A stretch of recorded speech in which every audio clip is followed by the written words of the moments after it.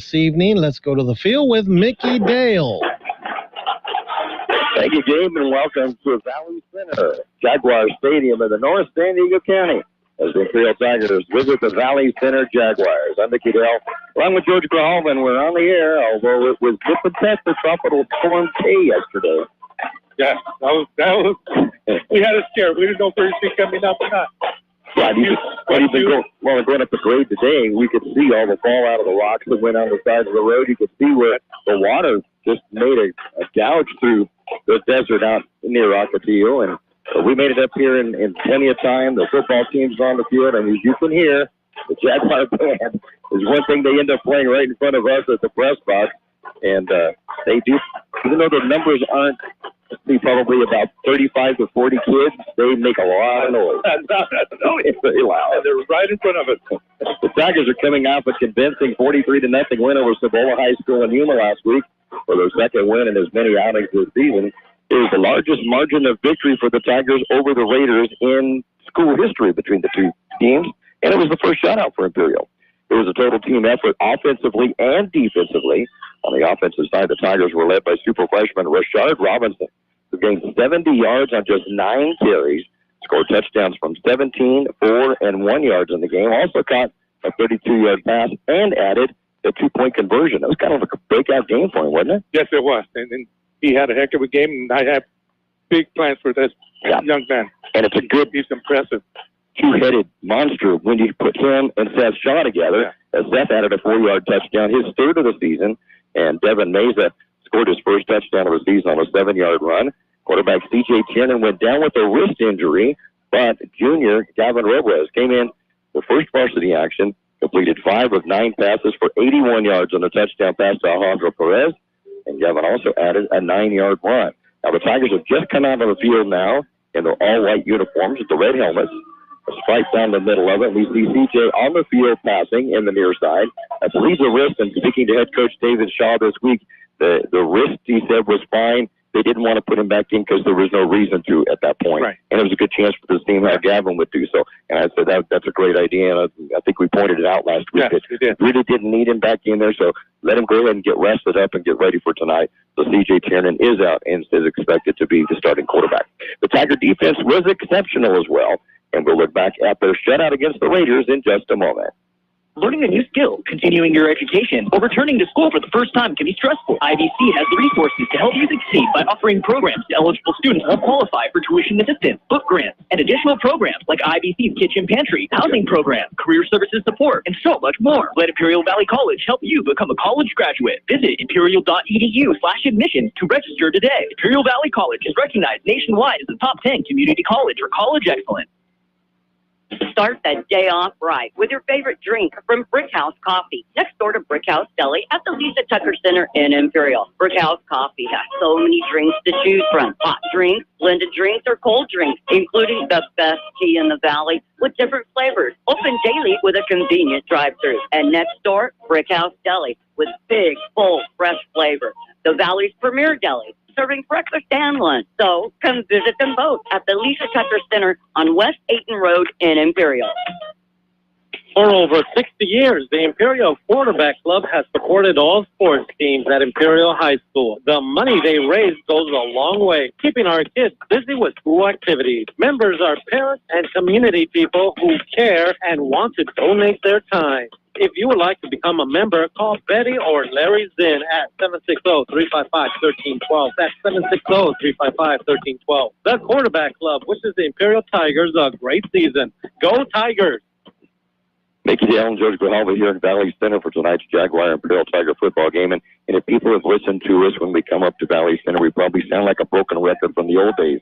It's such a beautiful venue here. It is. It's gorgeous. This is probably my favorite right here. Just the scenery. There's the only thing we're missing is the vineyards that were off here to the right. Yeah, the rolling vineyards to the right, which really may put you almost into a bowl from what you can see here. It's just beautiful, luscious green here. So it's very nice coming up here tonight. The 43 points were put up on the board, not entirely by the offense, but it's the defense for posting the shutout.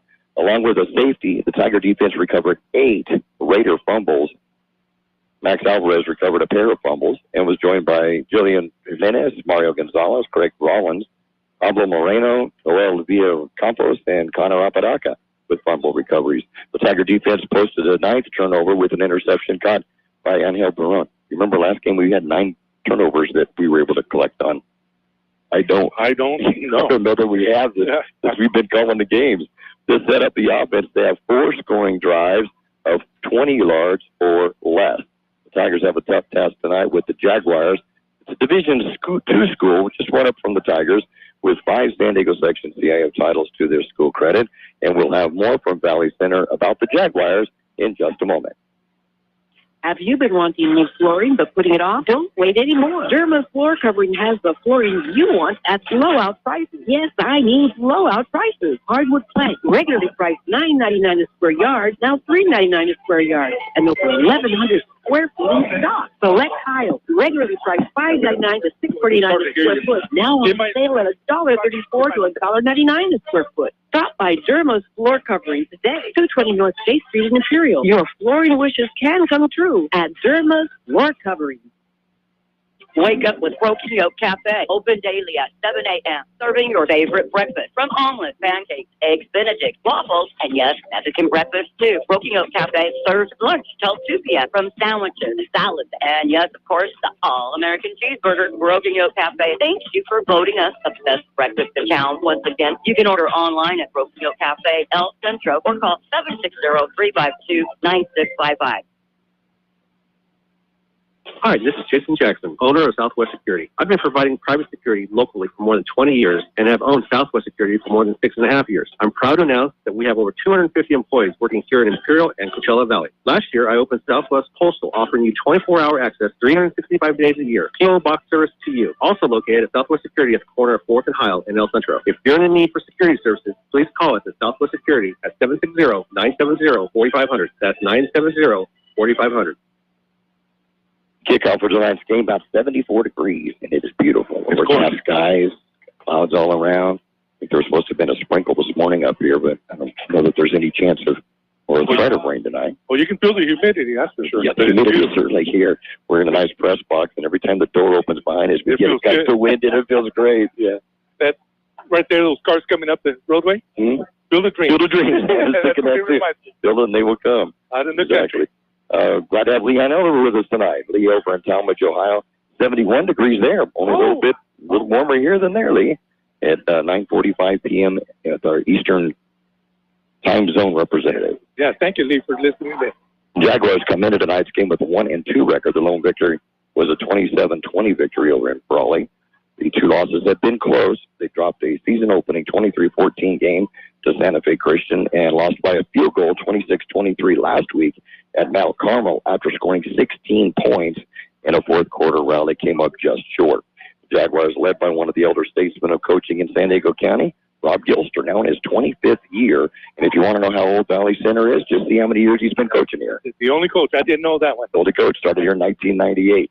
Senior Colton Paxton will once again be the quarterback. He's completed 27 of 58 passes for 393 yards, 3 touchdowns, and a pair of interceptions.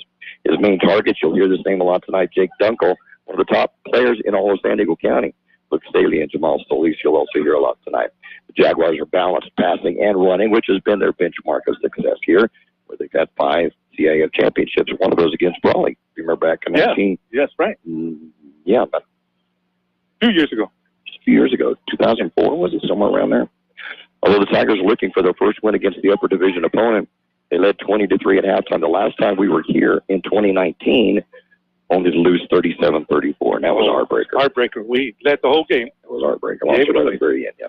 Tonight's kickoff in Valley Center be coming up in just a bit. We may have a little bit more time before this. They're going to have the JV game went a little bit longer than normal. And that final score was Valley Center 43 and Imperial 28. And then they're going to have a special presentation to honor 9/11 between the junior varsity and the varsity game. So we're probably about a half an hour from starting the ball game with the kickoff. But we can take a look at the rankings and some other things involving the schools as our pregame show continues in just a moment.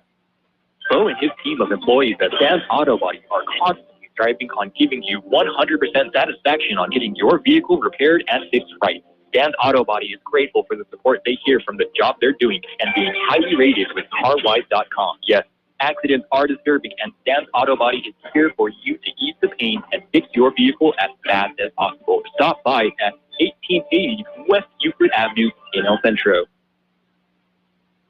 El Zarape restaurant in Imperial is 100% authentic Mexican cuisine. Their extensive menu features traditional handmade Mexican dishes with nothing but fresh ingredients. El Zarape restaurant has taken it over the top with their creative ideas like stuffed special quesadillas with carne asada, shrimp, or pollo asada. And yes, there's something on the menu for everyone, like 17 different burritos. El Zarape restaurant, open Monday through Thursday, 10 a.m. to 7 p.m., and Friday, 9 a.m. to 8 p.m.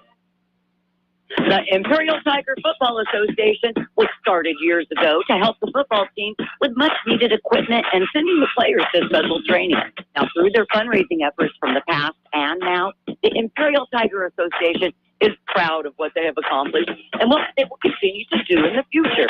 They're always looking for new members. You can call Victor at 760-960-6317. That's 960-6317 if you're interested in helping out. Go Tigers! Well, the Center football team has come onto the stadium floor. They're all in black with teal green trimming and black helmets with a Jaguar on the side, very similar to what the Jacksonville Jaguars have on.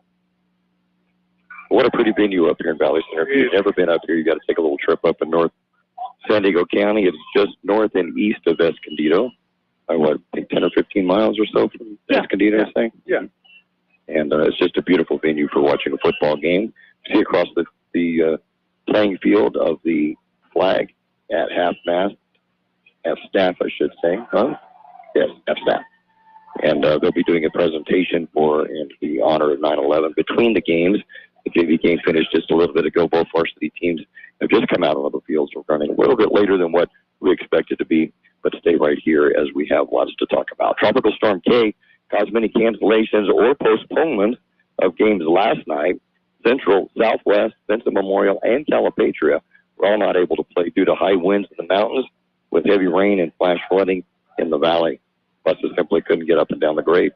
Yeah. And high winds, and there were gusts up to 60 miles per hour in Pine Valley and sustained winds at 38 to 40 miles per hour. So in the interest of the safety of the players and traveling fans, those games were either canceled or postponed. I know that Vincent Memorial is planning to get their game in with Castle Park sometime this week. They're going to try to announce that on Monday. So as soon as we can find out, we'll let you know. Raleigh traveled to Yuma last night, though, and shut out Cibola 36-0 to even their record at 2-2.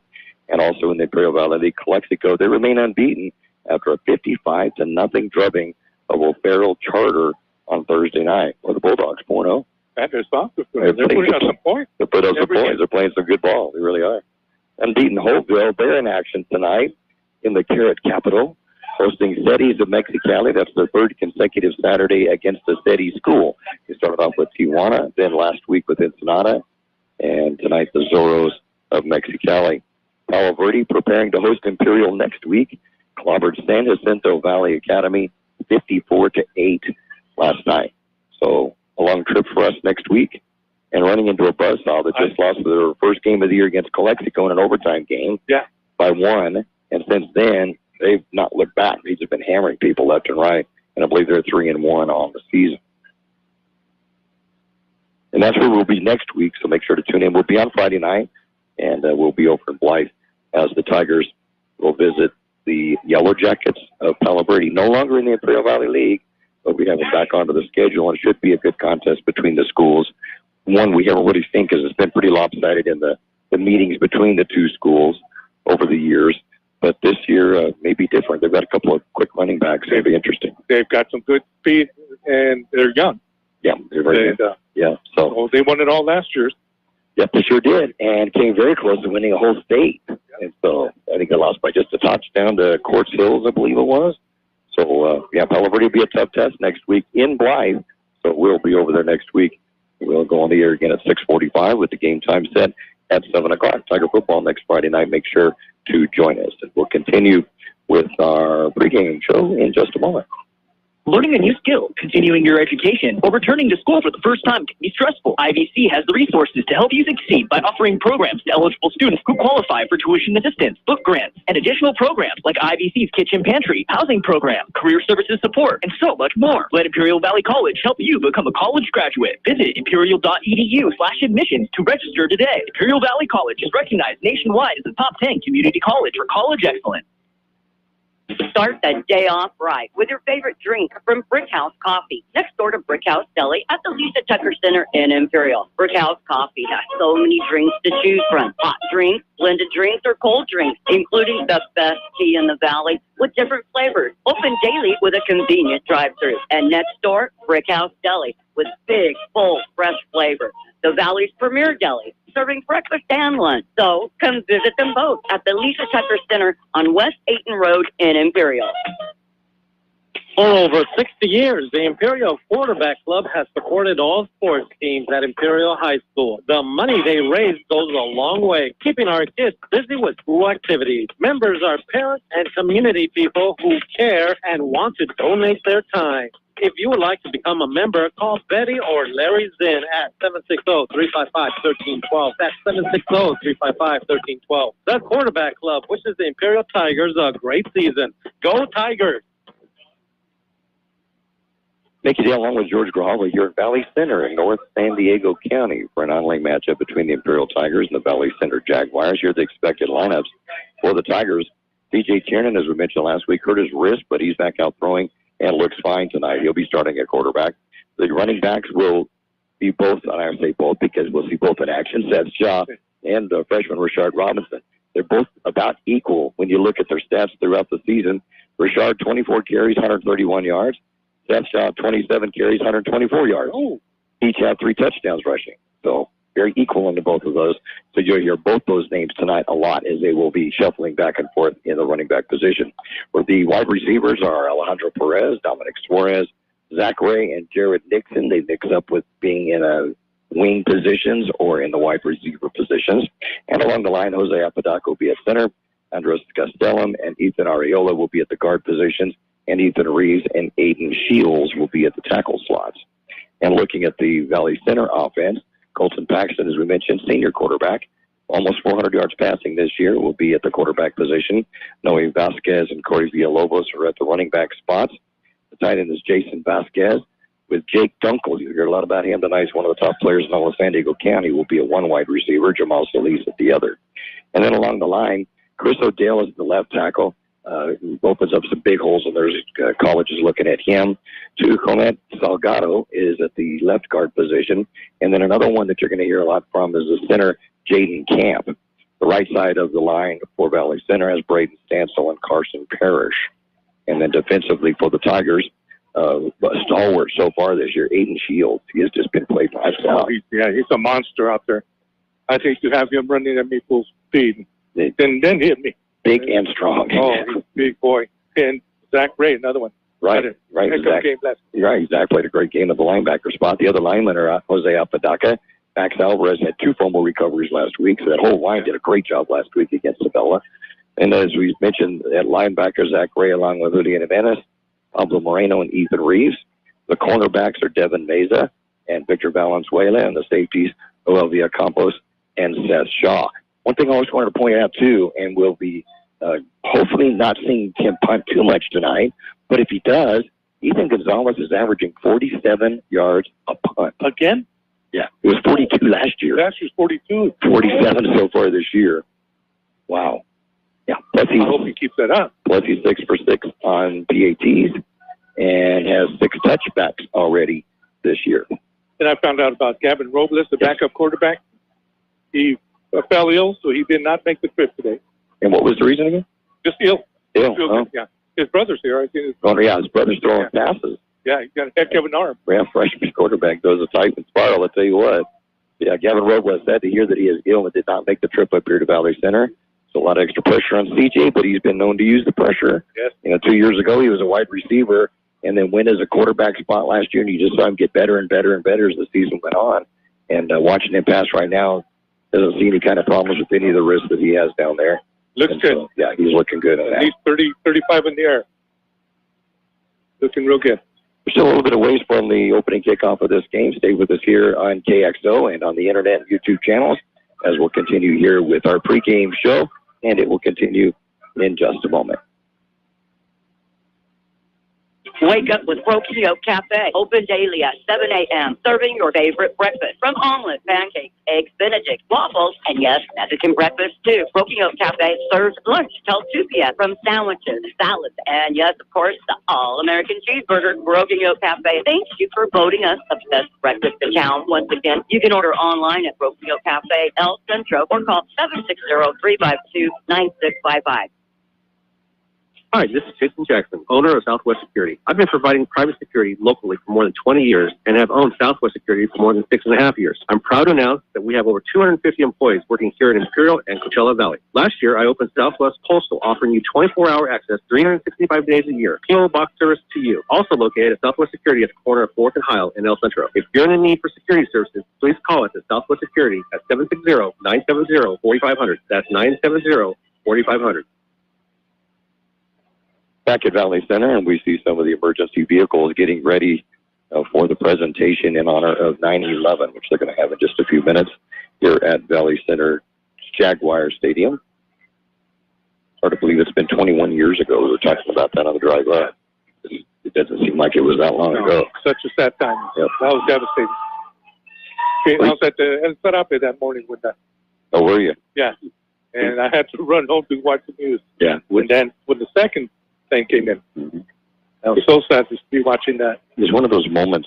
Unbelievable. That you'll always remember where you were at, though, and what you were doing. I remember I was getting Allie, our daughter, ready for school, and Peggy was at work. She was working at Fabby Press at the time, and she called and just said, "Turn on the news." And I didn't have the TV on. We were getting her ready for school. And she said, "Turn on the news." And I said, "What channel?" She said, "It doesn't matter. I've got to go." So I turned the news on, and the first of the towers was smoking, and they said a plane hit. And I said, "Wow, you have to be really out of control to hit the Twin Towers." And and then we saw the second one hit, and it was like, okay, there's more to this than what we thought. But that's one of those moments, I think, that no matter where you were at and what you were doing, you'll always remember what it is. I think other ones are like when John F. Kennedy passed away. I remember we were heading across Glamis. We were going to a playoff game. Imperial was going to be playing in Needles. And it came on the radio and said, that he had passed away. And I remember my mom and dad discussing whether they were going to have the football game or not. I mean, do we drive all the way to Needles and then they cancel it? There were no cell phones back then, so there was nobody to call. And we went ahead and went to Needles for the game. Afterwards, we probably wished we wouldn't because we got beat like 33-7. But you'll always remember on things like that of what you were doing in those moments like that. And certainly 9/11 will be right at the top of it. So there will be a presentation, a special presentation that will be coming up in just a little bit. And I'm not sure how we'll be able to hear it or not, but we'll try to pick up as much of it as we can. And the Mercy paramedics that are down here, and there's some military equipment in front of us. Yeah, I like this Hummer right here. Yeah, a police car and a fire truck all here in representative to that tribute to 9/11. Lee Elder's checking us in with some scores in college football. We rarely get to do that because we don't usually have Saturday games, but we have that right now, and he's pretty happy, and I'm sure you are too, as USC is beating Stanford now 38-14. That game in the third quarter. It's Kentucky 33-4-16 in the fourth quarter. Kind of surprised there. Wow. Kentucky playing such a good ball game in that one. Yeah. Earlier he had mentioned that Tennessee defeated Pittsburgh 34-27. And then if you saw earlier today, a game with number 1 Alabama against unranked Texas. Wow, what a game that was. Almost a shocker. I couldn't get away from the TV. I was glued to that one. Yeah, that was one that you couldn't take your eyes off if you were able to watch it. Tell them the other one. And Texas got a field goal to go ahead late in the game with, the last minute and a half or something like that. And then Alabama came back. What a play that Bryce Young, a quarterback, made to get out of getting sacked. And then carried it for 20 yards, which helped set up the game-winning field goal, I think, with 33 seconds or so to go. And Alabama won that game, was it 20-19, I think, in that ball game. So that was a close one for the number 1 team in the nation to barely escape a loss in that one. Texas played a whale of a game in that, and you really got to give them a lot of credit for playing as tough as they did in that one. We were talking. Go ahead. No, and then the Notre Dame game, too. Yeah, no, there were some surprises today. Notre Dame, after playing such a strong game against Ohio State last week, got knocked off today by Marshall. Yeah. And as Lee said, it's a good trap game when you think about it for Marshall, because Notre Dame's coming off a close, very close loss to Ohio State, and then Marshall comes in, and Notre Dame's a little down. And that's what happened. Well, we were also talking on the way up that my dad back in Oklahoma probably might be a little despondent, because when we first looked at the score, Kent State was beating Oklahoma 3-0. Well, right now it's 31-3 Oklahoma. Okay. So maybe Oklahoma played their fifth string. I don't know. But so Dad's a little happier about that. In Oklahoma. He dearly loves his Oklahoma football. Let's see some other scores that might be of interest. And let me see if I can find that final score of the Marshall game. Yeah, I became a Sooner fan when they used to run the wishbone. Oh, That's what we used to run in the 70s. Wow, they have such speed that they could pitch it out to. I was talking to Dad the other day, and all these names just started popping in my head. Billy Sims, Greg Pruitt, Elvis Peacock, Jerome Ledbetter. There's one name after the other would come into my mind, and I would tell Dad, he goes, oh, yeah, that one, too. Oh, yeah, that one, too. Spencer Tillman. Oh, yeah, that one, too. You know, so I got him a little excited talking a little football with him. And in the background, or probably the foreground, you're going to hear the Jaguar marching band. And for some reason, it seems like the sound of that band just resonates right through this press box.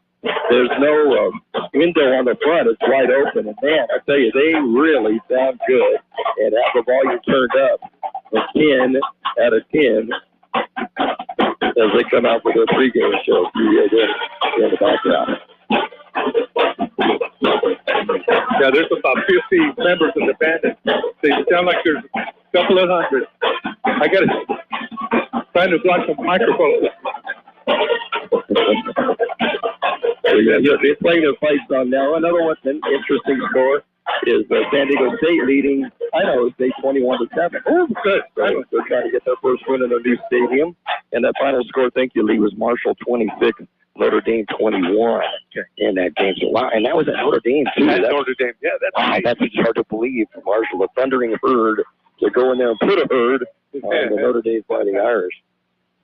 Well, Taya's listening in. She was unsure last week whether she was going to make the trip or listen at home, and she is at home. She's glad to hear us that we made it there. And, yes, the photograph that I posted on Facebook shows the football field in the background, and she says it is pretty, and it really is. So thank you for listening in once again with us, Lois. Yeah. Haven't heard from Imperial High School 1987 representative, Roy Platt, but I'm sure he's winning and probably still happy because his Melissa High School team last night won in a big way. So he was happy to share the final score of 48-24 with me as they defeated Roy City in Texas last night. So and then I mentioned Bill Teets will be listening in with his wife Annette.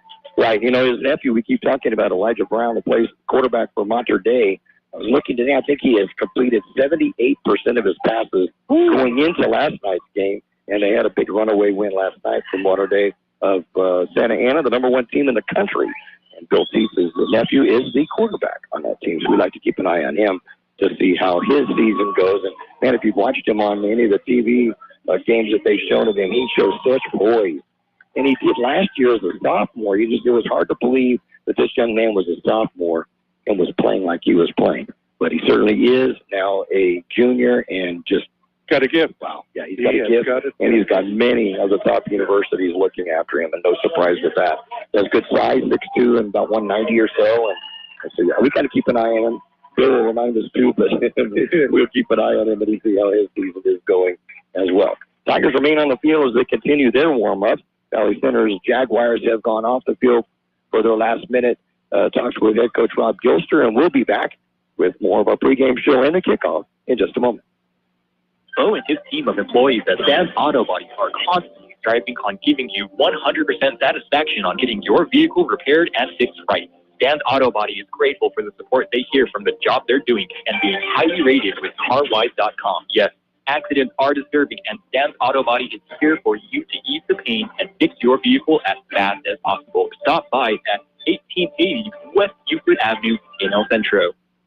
El Zarape Restaurant in Imperial is 100% authentic Mexican cuisine. Their extensive menu features traditional handmade Mexican dishes with nothing but fresh ingredients. El Zarape Restaurant has taken it over the top with their creative ideas like stuffed special quesadillas with carne asada, shrimp, or pollo asada. And yes, there's something on the menu for everyone, like 17 different burritos. El Zarape Restaurant, open Monday through Thursday, 10 a.m. to 7 p.m., and Friday, 9 a.m. to 8 p.m. The Imperial Tiger Football Association was started years ago to help the football team with much-needed equipment and sending the players to special training. Now, through their fundraising efforts from the past and now, the Imperial Tiger Association is proud of what they have accomplished and what they will continue to do in the future. They're always looking for new members. You can call Victor at 760-960-6317. That's 960-6317 if you're interested in helping out. Go Tigers! Your favorite NFL team plays on Imperial Valley's AM 1230, KXOL Centro. Welcome back to Jaguar Stadium here in Valley Center as the Jaguars host the Imperial Tigers. And we're just a few more minutes away from the opening kickoff of this game as there's a special presentation in honor of 9/11 in remembrance of everything that happened in New York and in Pennsylvania and Washington, D.C. 21 years ago today. I'm not sure we're going to be able to pick up the announcer unless we were to get a microphone near him with the reverb. I'm not sure how we're going to be able to pick that up, so you'll have to trust us on that. Lee Elder back in Talmadge, Ohio, if you can keep us updated with the college scores that you find important, let us know, and we will certainly pass those along to everybody. It's just, George tried to get a microphone over there. I think there's just too much echo that's coming back, isn't it? Don't want us not to have anything, but we don't want to talk over what they're doing either. So we want to show our support to this, but then we also want to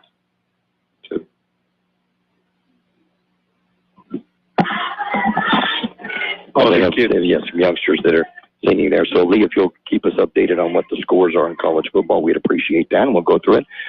We have Kurt Hoffman going to try to check on high school scores. There's so many games that were canceled last night and this weekend that we won't have many of those, obviously, but hopefully we can get a hopeful score before the evening's up as they play Seddies tonight. And Roy Platt has now checked in with us. Hey, Roy. So thank you. Glad to have you, Roy. Listening in. You're a high school class of 1987. Roy's been listening for so many years with us, and we really appreciate that, Roy. I think we'd feel kind of lost if we didn't have you. Yeah. Yeah, now, Roy, I didn't think about it till after the game. Chris and Billy Padilla were sitting right under us. They traveled with us to Yuma last week. Also, our coaches are not wearing red jerseys, red shirts. That's right. They are. Go ahead and tell us about it. Yeah, no, well, it's in honor of 9/11, and they're going to be wearing their green. And the kids are singing with. I'm listening to it. Yeah, they're waving their. They have little small American flags, and they're singing our flag song. Every heart beats through the red, white, and blue. And the crowd is also singing with them. Yeah, this is neat. This is real neat. Really neat presentation. Wish you could be here, and I wish we could let you hear it like we can hear it, but we're trying to do the best we can do. And you don't want me to sing? No, well, me neither. People know that. They don't want to hear me. But you can hear a little bit of it in the background. And they've got a big American flag about 10 yards long and 7 yards wide that they have in the middle of the football field, right over the top of their Jaguar emblem, in the middle of Jaguar Stadium here. We're in Valley Center. As we mentioned, we're northeast of Escondido, about 15 miles or so.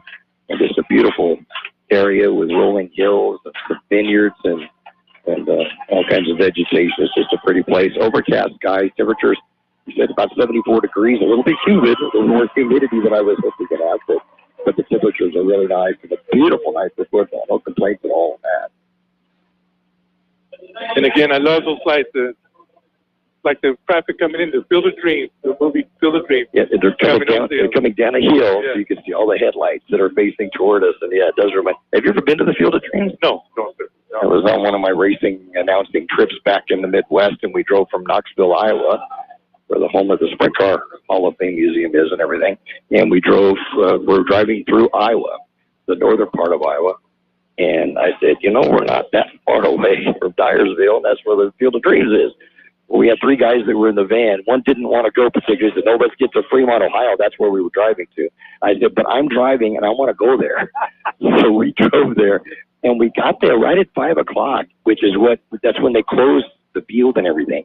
But there was a guy out there, and he was had his mower out there, and he was mowing the grass and everything. So he told him, hey, we're out here from California, and we just got into here. Is it okay if we kind of hang around? He said, yeah, do what you want. So they leave balls on the field so you could play catch. And then we walked in from the cornfield like in the game, and we videoed our silly selves doing that. So, but it was pretty neat, and it looks just like the movie. Just that little white house on the field and everything is just gorgeous. Oh, the places you've got to see. Oh, they're ringing the bell right now. Yeah.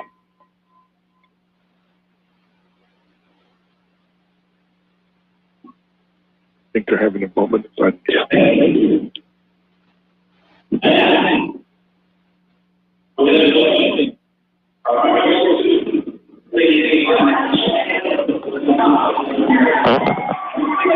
we'll have our national anthem now. We'll stay here at the stadium and get what we can, the best we can here with our national anthem for tonight's game between the Jaguars and the Tigers.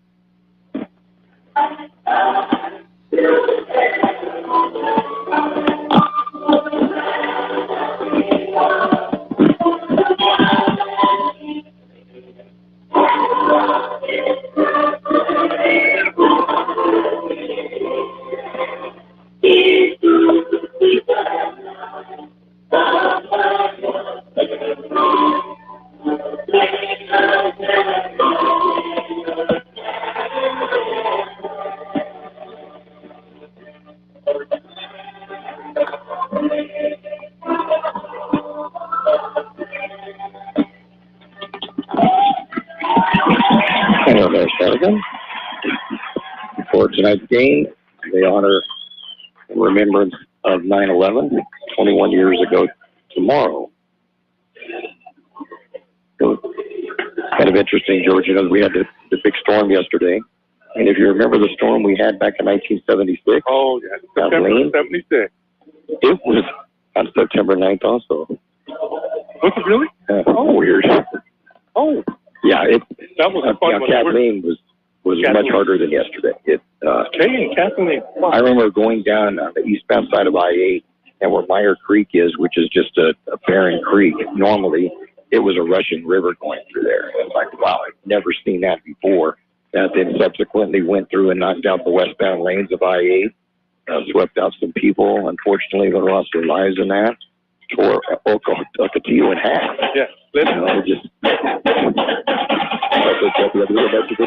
Jaguar marches down. Get the fans riled up here at Jaguar Stadium, and we'll be back with our kickoff in just a moment.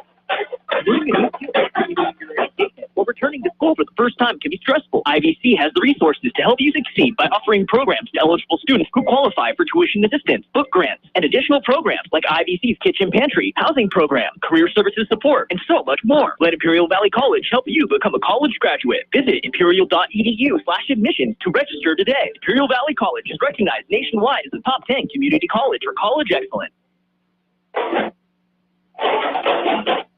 Start that day off right with your favorite drink from Brickhouse Coffee, next door to Brickhouse Deli at the Lisa Tucker Center in Imperial. Brickhouse Coffee has so many drinks to choose from. Hot drinks, blended drinks, or cold drinks, including the best tea in the valley with different flavors. Open daily with a convenient drive-thru. And next door, Brickhouse Deli with big, full, fresh flavor.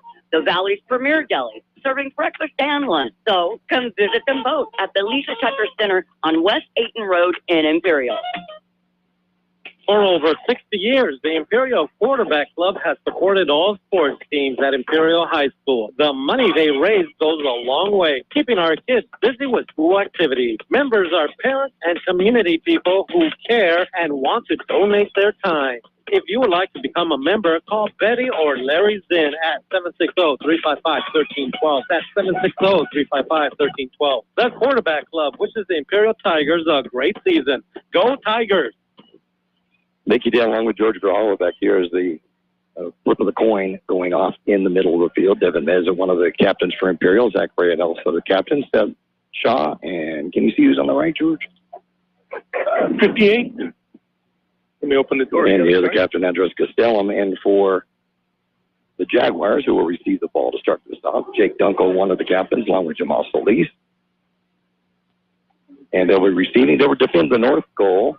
The field kind of runs in a north-south formation, so they'll be going from the north to the south, left to right on your dial. You're on the radio, Kxo AM, El Centro, California, along the internet, kxoradio.com, and on YouTube. The links are on the Facebook pages that I have, along with my own and along with the Imperial California Memories page. So the Jaguars will get first blood, as it were, in the game. I think of all the fields we go to, this band makes more sound. I don't know why. There's not that many, but they sure make a lot of noise. I couldn't hear you when you were saying. Yeah, it's like, okay, we're not going to try to say anything over this. Let them do their team song and get their fans going, and we'll get this thing going. The Tigers kicking off, and they're visiting all white uniforms with the number on the right side of the helmet, the IT on the other side, and red with a white stripe down the middle. And the Jaguars all black with teal on the piping of their pants, white numbers, and black helmets with the Jaguars, similar to the Jacksonville Jaguars tomorrow as they start the NFL season. Yes, they do. Excited about having the NFL starting up. Ethan Gonzalez, the kickoff, and as expected, it will go into the end zone, come out to the 25, his 7th touchback of the season. And the Jaguars will have the ball first and 10. Colton Paxton, as we mentioned, 7 yards short of 400 yards passing on the season with 3 touchdowns and 2 interceptions in 3 ball games. And in the backfield with him, expected to be Noe Vasquez and Corey Villalobos. His receivers, Jake Dunkel, Jamal Solis, Luke Staley. Only has 1 catch so far this year, and that's surprising. Who's that? Staley has been one of the... Staley? Yeah. Okay, Dunkel's out wide to the left. We'll go with 1 back directly behind Paxton, who's under center. And he'll go back to pass. Passes out on the near side, bounces off the hand of the intended receiver, Jamal Solis, and it will be 2nd down and 10. Yeah, just going a little bit behind him. That would have been a tough catch. Along the line for the Jaguars. That for you just a moment as they're ready to go now. No huddle offenses. And so things go very quickly between these two schools. Paxton stands up from going under center, points out some things in the defense, back to pass. That's up, throws it deep. As a receiver goes off the hand and hit immediately right after it by Pablo Moreno. Then a receiver on that was Jason Vasquez, and it will be a 3rd down and 10. That would have been a tough catch anyway. That was one-handed, a little just behind his helmet. Good coverage by the Tigers, though, too. Yeah. Oh, Moreno's been playing so well all year long. We've been saying his name quite a bit. I think he's leading all tackles this year. The 3rd down and 10 for the Jaguars on their opening series from their own 20-yard line. Paxton back to pass again. Steps up in the pocket, rolls out to his right, works downfield. Heavy pressure coming up from the backside. And the Tigers are going to get him. He's going to throw the ball away to keep from being sacked back at the 8-yard line. And the Tigers will get possession of the football after the punt. Great opening series for the defense. I'm serious. The defensive backs for the Tigers had these receivers blanketed so well. And number 77 hurried him by Peyton Shields. What a great series on the first time that the Tigers defense has shown. Coming in to punt for the Jaguars, Noe Vasquez, who has been averaging just 15 yards a punt. I don't know whether that's because he's been kicking inside the 20 or what, but we'll see what this goes on here. Yeah, great job of the Tiger defense. The whole series. Superlative. Just superlative. And then they honored the first time they go to 2 free safeties. I hadn't seen that yet. Shaw will be back to receive. He'll be right at the midfield mark. One goes up in the air. It's a line driver. It's going to take a good Jaguar bounce. And Seth's going to have to go all the way back to the 30, and we'll pick it up at the 31-yard line, out to the 40, still on his feet, finally dragged out of bounds at about the 42-yard line. And the Tigers are in a pretty good field position when they take over possession at their own 42. Looks like number 6, Jeremy Basin pushed him out right at the 42. That was a heck of a bounce for them. Yeah, it was. Yeah, it was a line drive, and it just kept bouncing and bouncing and bouncing. Probably 15, 17 yards from the first time it hit the ground. C.J. Tiernan at quarterback. And he will start with Seth Shaw behind him in the running back position. The others for you in a moment. Nobody wide. Man goes in motion, Dominic Suarez. Hand off up the middle to Seth. Shaw is going to get out to the 45-yard line and be dragged down at that point after a gain of 3, second down and 7. And their linebacker is number 51, Robert Nation. Junior, 5'10", 180 pounds. Brings him down. So the Tigers facing a second down and about 8. They actually had his momentum on the punt to go to the 43-yard line. So it's a second down and 8 after the gain of 2. That's probably the tightest offensive setting I've seen all game. Certainly, yeah. Nobody wide again either. Yeah, everybody's all tight end, including the tight end. No wide receivers. Man in motion to the near side, Suarez. And right up the middle to Shaw. Shaw bounces off a couple of defenders, diving over the 50-yard line into Jaguar territory at the 49. And it'll be a gain of 6, so a third down and 2 coming up for the Tigers. Chet Staley made the tackle for the Jaguars, and he is their free safety. Yeah, man, it's good to hear defensive backs making tackles on us, isn't it?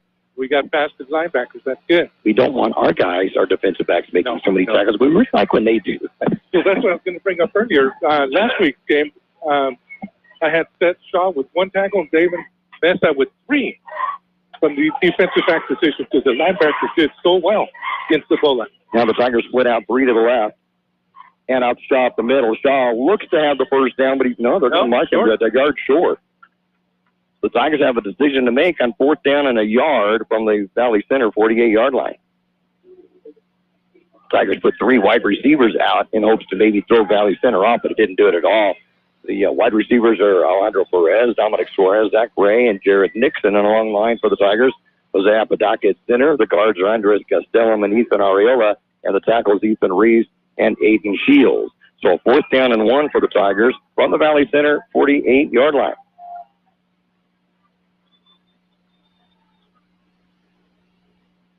Shaw will stay in at running back directly behind Tiernan under center. And off to Shaw, the right tackle. Shaw is going to get second effort, is going to get the first down. Great job, Seth Shaw. On the second effort, will get 2 yards on the first down for the Tigers. Yeah, he got hit the first time, got hit the second time, and he pushed the linebacker about 1.5 yards upfield. So 11 tough yards by Seth Shaw, but it nets the Tigers' first down of the game, and they have it a 1st and 10 at the Jaguar 46-yard line. Initial drive of the game for the Tigers, no score. Early moments, just under 9 minutes remaining in the first quarter. Here in Valley Center in northern San Diego County. Got Rashad Robinson. Sharp's in the lineup, in the pistol behind Tiernan. First time we've seen him away from the center. It's the snap, and it's off to Robinson. Over right tackle, breaks several tackles. He's down to the 35, inside the 35 to the 34, and another first down for the Tigers.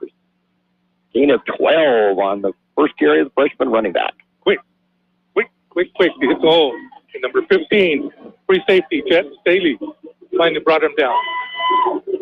He runs hard. I like to watch this kid run. Does not give up, that's for sure. Only a freshman. 3 touchdowns last week against Ebola. Reels off a 12-yarder in his first carry tonight. Tiernan again in the pistol with Robinson behind him. Takes the run himself this year, and then he'll get inside the 30-yard line to the 29 on the option tape. Be a good gain of 5 yards, 2nd and 5. Brought down by Jake Gunkel. We should be hearing his name a lot on the offensive side. Yeah, he's one of the best athletes in San Diego County. Union Tribune pointed that out earlier this fall, and you'll hear a lot about him. tonight and throughout their season here at Valley Center. Always a well-coached team. Rob Gilster's been here for 25 years, and they just don't make mistakes. I told Peggy today we were talking, and I said, they're not big, they're not fast, but they don't make many mistakes, and it's hard to beat them. That's what Stephen, my grandson, was saying. Stephen Shaw was saying that. Very well coached. And for Rashard Robinson over the right side. Man, a second and third effort's going to get the first down as he'll get inside the 25-yard line to the 24, a gain of 5 yards, and a first down for the Tigers. And he runs hard. I love it. I like it. And now, you know who brought us down is the free safety in the corner. We like that. Keep the free safety making tackle. So the Tigers are doing something right up front. And it was a little bit about Robinson. His brother played at Lincoln High School, San Diego. He ended up with a scholarship to play some ball at UCLA. Yeah, very good. Rashard stays in the lineup. Gets to go. That's Seth Shaw, the right tackle. Seth will break a couple of tackles, get inside the 20-yard line to near the 18. And that'll be a gain of about 6 yards, second down and 4. Trying to get a number, I couldn't get it.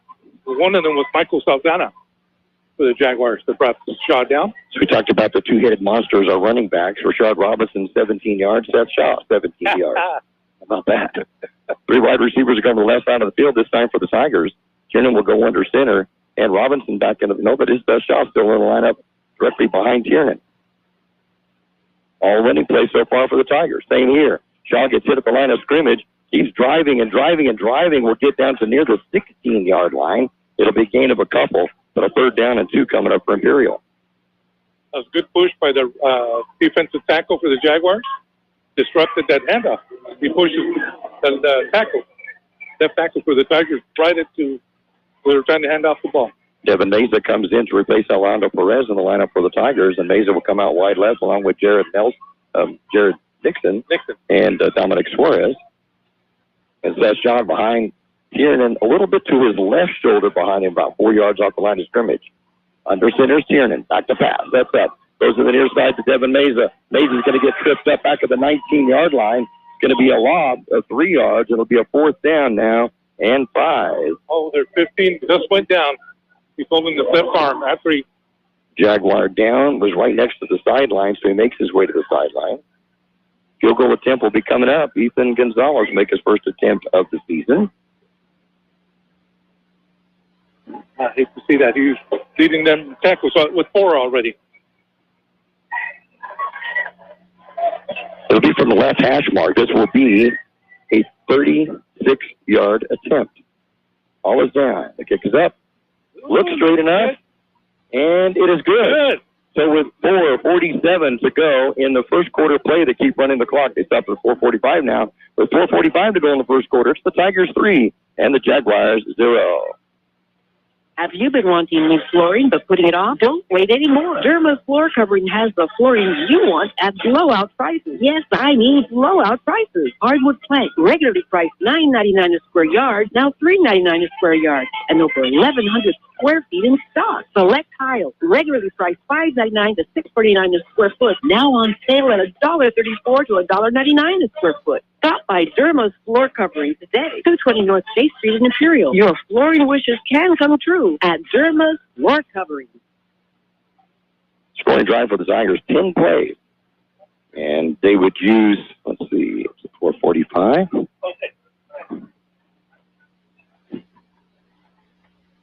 And they would go from their own 43-yard line down to the 19, so 31 and 7, 38 yards on the scoring drive. Kickoff from Gonzalez to the goal line. They're going to say he can come out. It's out to the 15 to the 20. Runs into one of his players, the 25, down at the 29-yard line. Makes it the 28. And that's where the Jaguars will take over possession, 1st and 10. And they'll be at their own 28-yard line. Pedro Sena Jr. brought him down, but he ran into his own blocker. Went straight at him. He had a good headed team going there. He's 6 minutes and 6 minutes and 10 seconds off the clock on that drive. And the Tigers leading it now 3-0. Let's see how the defense they come up big here in this second possession of the Jaguars. We have the ball 1st and 10 at their own 29-yard line. Handoff goes up the middle. First running play of the game for Valley Center. It will get across the 30-yard line. And getting out to about the 32 is Noe Vasquez. That'll be a gain of 4 yards, second down and 6. Ethan Reeves hit him hard, brought him down. But not until after he made his 4 yards. So going to get just 3 yards on that play. So second down and 7, handoff up the middle, second effort, and twisting his way to get the first down or near the first down. I think he's going to have it. Real close. And it's going to be Vasquez again that will get the first down after the 39-yard line. First and 10, the first one of the night for Valley Center. Pablo Moreno with the Tigers brings it down. 2 wide receivers are come to the near side of the field. That's Dunkel and Garcia. Kevin Garcia, the wide right. 2 receivers to the left side as well. One is a tight end. The other Vasquez of the team, Jason Vasquez. Under center, Baxter goes back to pass. That's up in the pocket. Going to go deep. As a receiver open off his fingertips. Good defensive play to break that one up by the Tigers. Angel Barone was there just perfectly in time to knock the ball away after it tips out the hands of Jamal Zali. Oh, that is Barone. Oh, Valenzuela's not out there. I thought Valenzuela was there. Hitting right the perfect time. The ball's right on the fingertips, hitting, bounce right off. Right. He got beaten. He's so fast. So I keep telling you that this kid is so fast. A sophomore, and he's throwing like a 90-mile-an-hour fastball also. Second down and 10. Back to pass again is Paxton. Big rush. Heavy pressure. It's going to be a screen pass to Vasquez. Vasquez will be hit at the line of scrimmage. He'll dive forward to about the 43-yard line. That'll be a gain of 4, but a third down and 6 coming up. Zach Ray. He read it all the way. That was a nice screen set up there. The first completed pass of the game for Valley Center. And they have the ball third down and 6 from their own 43-yard line. Paxton, the quarterback. Under center again. He moved him up. Same thing they did last play. And they passed. And back to pass. That's up in the pocket. Going to go deep. Passes it quickly. And again, as soon as it touches the receiver, that Kevin Garcia's hands, it's tipped away by the Tigers defense. David Mesa. The little man. So fourth down and 6. And the Jaguars will have to punt again. Paxton is just 1 for 6 in the ball game for 4 yards. Tigers defense really stepping up so far tonight. Great that shot back to receive. You'll be around the 20-yard line. So that's Kevin Garcia, the intended receiver, right? 6 foot, 190. Yeah. Mm-hmm. David was right there with him. So shot back to receive. Vasquez to punt. High snap. Going to bring it down. And the punt's going to go up high. So it's going to stay away from it. Let it bounce and roll. And roll. And tag down at the 20 or the 19-yard line. Yeah. The Tigers have the ball first and 10 at their own 19-yard line. With 2:26 to go in the first quarter play, and Imperial leading it by a score of 3-0. Another good defensive stop by the Tigers. Did a great job on that passing coverage. Look at that flag, just hanging limp. Now we lost a little breeze we had going. Some updated scores while the others out walking the dog. He advises San Diego State leading Idaho State 24-7. Awesome. And the scoring change, Kentucky had 3 more points. They lead Florida 26-16. Memphis 37, Navy 13. Oklahoma 33, Kent State 3. Oh, your dad's happy. Except that they didn't score 100, right? That's right. Dad would only be happy if it's 100-0. I think if Oklahoma wins. Handoff for Rashard Robinson gets hit behind the line of scrimmage, leaps over the pile, and will get about 3 or 4 yards out of the play. We'll get out to about the 23-yard line, a gain of 4, second and 6. Ooh, I didn't like that little deep he had to do. That really slowed him down there. Stopped his own momentum. The Tigers, as we mentioned early in the season, are using 2 different offenses under offensive coordinator Brandon Young. And so sometimes they go under center, sometimes they go in the shotgun or pistol. They're kind of mixing things up. Kiernan takes the run, pitches it back to Robinson. Robinson gets hit at the 25-yard line. It's just over the 25. And that'll be a gain of a couple, but the Tigers are looking at a third down now and 4 from the 25-yard line. If he doesn't run into his own lineman, he gets the first down. We'll make it a third down and 3. It'll be at the 26. We'll give Richard a gain of 3 on that. Now has 26 yards on 4 carries. Stays into the lineup. He'll be the left side of 10, and it goes back to the shotgun. Timeout. And timeout, time of field. With 1:14 to go in the first quarter play, it's the Imperial Tigers 3 and the Valley Center Jaguars nothing.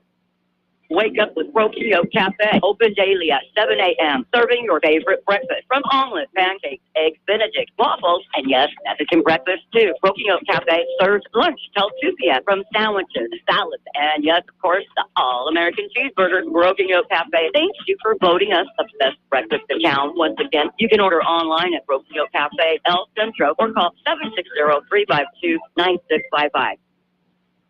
Hi, this is Jason Jackson, owner of Southwest Security. I've been providing private security locally for more than 20 years and have owned Southwest Security for more than 6.5 years. I'm proud to announce that we have over 250 employees working here in Imperial and Coachella Valley. Last year, I opened Southwest Postal, offering you 24-hour access 365 days a year. PO box service to you. Also located at Southwest Security at the corner of 4th and Highland in El Centro. If you're in the need for security services, please call us at Southwest Security at 760-970-4500. That's 970-4500.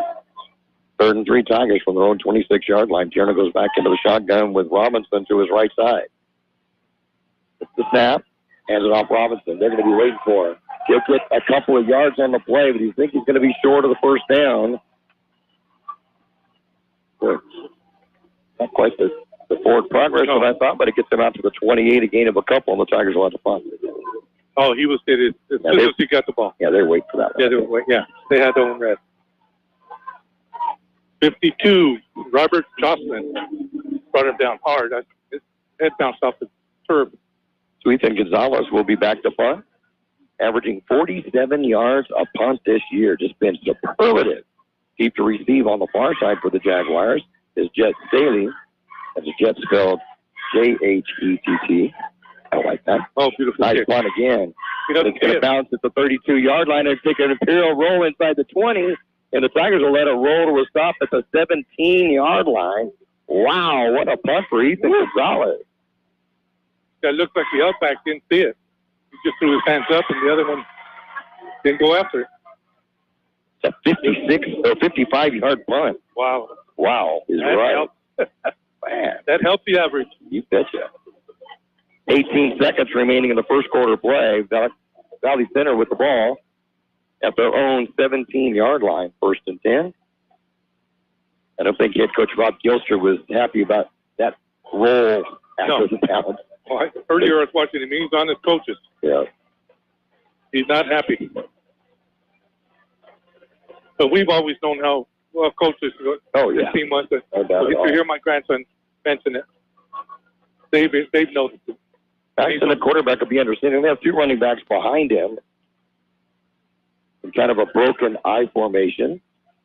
Hands it off second back through up the middle via Lobos. And man, he gets good yardage. He'll get a first down out near the 30-yard line. Not very tall, but strong. Lower half of his body will get the ball out to the 39.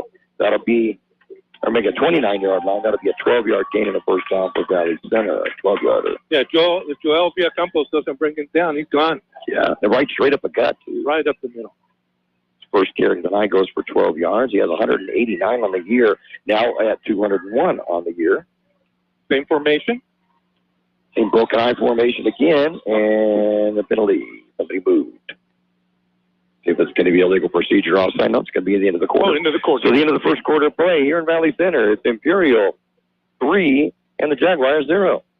Bo and his team of employees at Stan's Auto Body are constantly striving on giving you 100% satisfaction on getting your vehicle repaired and fixed right. Stan's Auto Body is grateful for the support they hear from the job they're doing and being highly rated with CarWise.com. Yes, accidents are disturbing, and Stan's Auto Body is here for you to ease the pain and fix your vehicle as fast as possible. Stop by at 1880 West Euclid Avenue in El Centro. El Zarape restaurant in Imperial is 100% authentic Mexican cuisine. Their extensive menu features traditional handmade Mexican dishes with nothing but fresh ingredients. El Zarape restaurant has taken it over the top with their creative ideas like stuffed special quesadillas with carne asada, shrimp, or pollo asada. And yes, there's something on the menu for everyone, like 17 different burritos. El Zarape restaurant, open Monday through Thursday, 10 a.m. to 7 p.m., and Friday, 9 a.m. to 8 p.m. Switching sides now, Valley Center will go from the south to the north, right to left on your dial. And my sister kind of listening in from Middleton, Idaho, bragging about the degrees at 73. Thank you, Kyla, for listening in. Yeah, it's starting to cool off a little bit for you up there. About to pass is Paxton. Goes to the near side. Is it a catch or not? It is going to be a catch. Yep. And it will go to Solis and near the 40-yard line. And that'll be good enough for another Jaguar first down on a gain of 11. Good catch by Solis. That was very, very low. Right at the ankles, came back and got that. And Kyla, thank you for listening in. Send some of that coolness down to the valley, though. Yeah, we could use a little bit of that. It's going to be a little cooler this week, though. Barely getting into 100 on a few of the days later in the week. Yeah, high 90.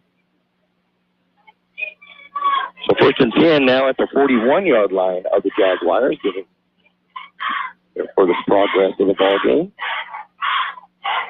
Paxton hands it off over right side. Villalobos again. He'll drive across the 40-yard line to near the 44. That'll be a gain of 3 yards. Second down and 7. I said I seen something bouncing around. I thought maybe we lost the ball. The Pablo Moreno brings him down and got him with the second tackle of the night. Jose Apodaca up front. The nose guard. Max Alvarez tackle. Paxton stays under center. To Villalobos over the right side. This time the Tigers wait for him. They'll get nowhere. No gain in the play. It'll be a third down and 7 from the 44. Good job, J.J. Jimenez. And Max Alvarez just called his name. I was just getting fixing to say that Villalobos, I don't know if he could be stopped without getting at least 3 yards, and then the Tigers stop him for nothing. Little J.J. Jimenez, sophomore linebacker. With the orange, look at the shoes. Orange shoes. Oh, man, how they bright. About the same color orange as the yard marker. Back to pass is Paxton. He's going to pass to the near side. Intercepted by the Tigers. It's the 50-yard line, the 45 to the 40. Across the field to the 35. Hit hard at the 30-yard line and brought down as Angel Barron comes up with a big interception for the Tigers. Did you see those crazy legs on Barron? He was moving. He was moving. Who hit him? Oh, number 2 hit him. First turnover of the game, and it comes by way of the Tigers' defense.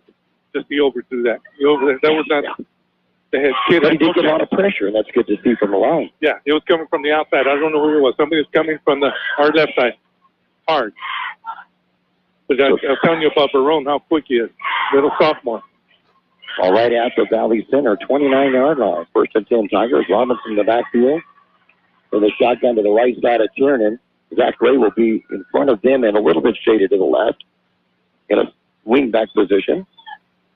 Take the handoff. Going to throw it out to the left side. Going to complete it to Ollie, and he's going to get good yardage inside the 25-yard line to about the 21.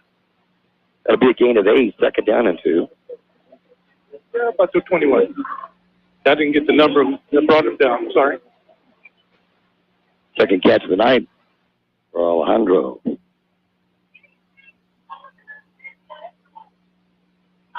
First positive yardage on passing for the Tigers tonight. Yeah.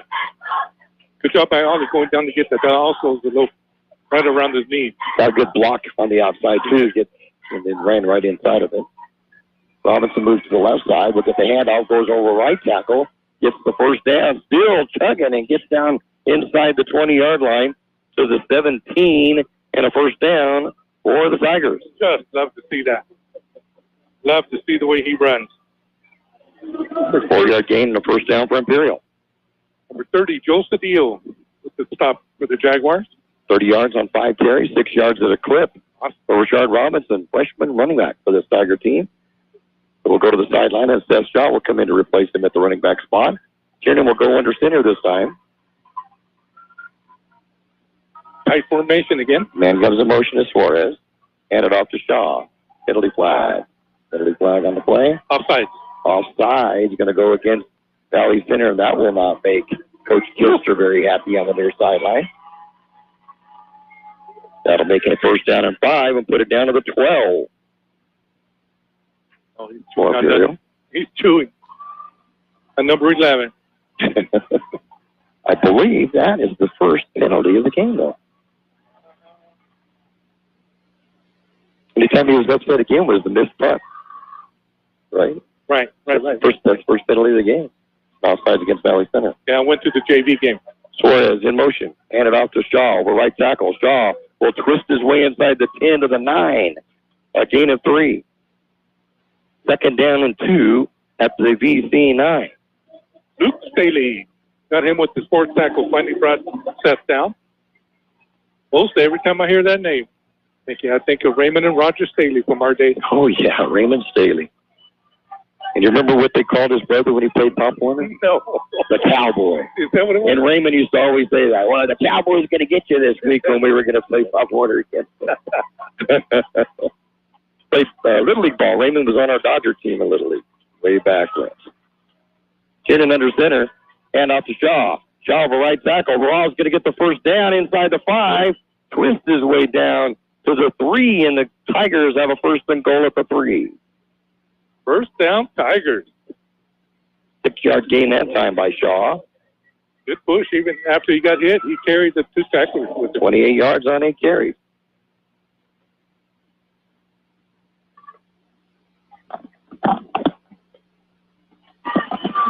Under center, Kiernan. Kiernan going to hand it off with the middle. Shaw, touchdown, Tigers. As Seth Shaw will bring it in from 2 yards, and the Tigers lead it 9-0.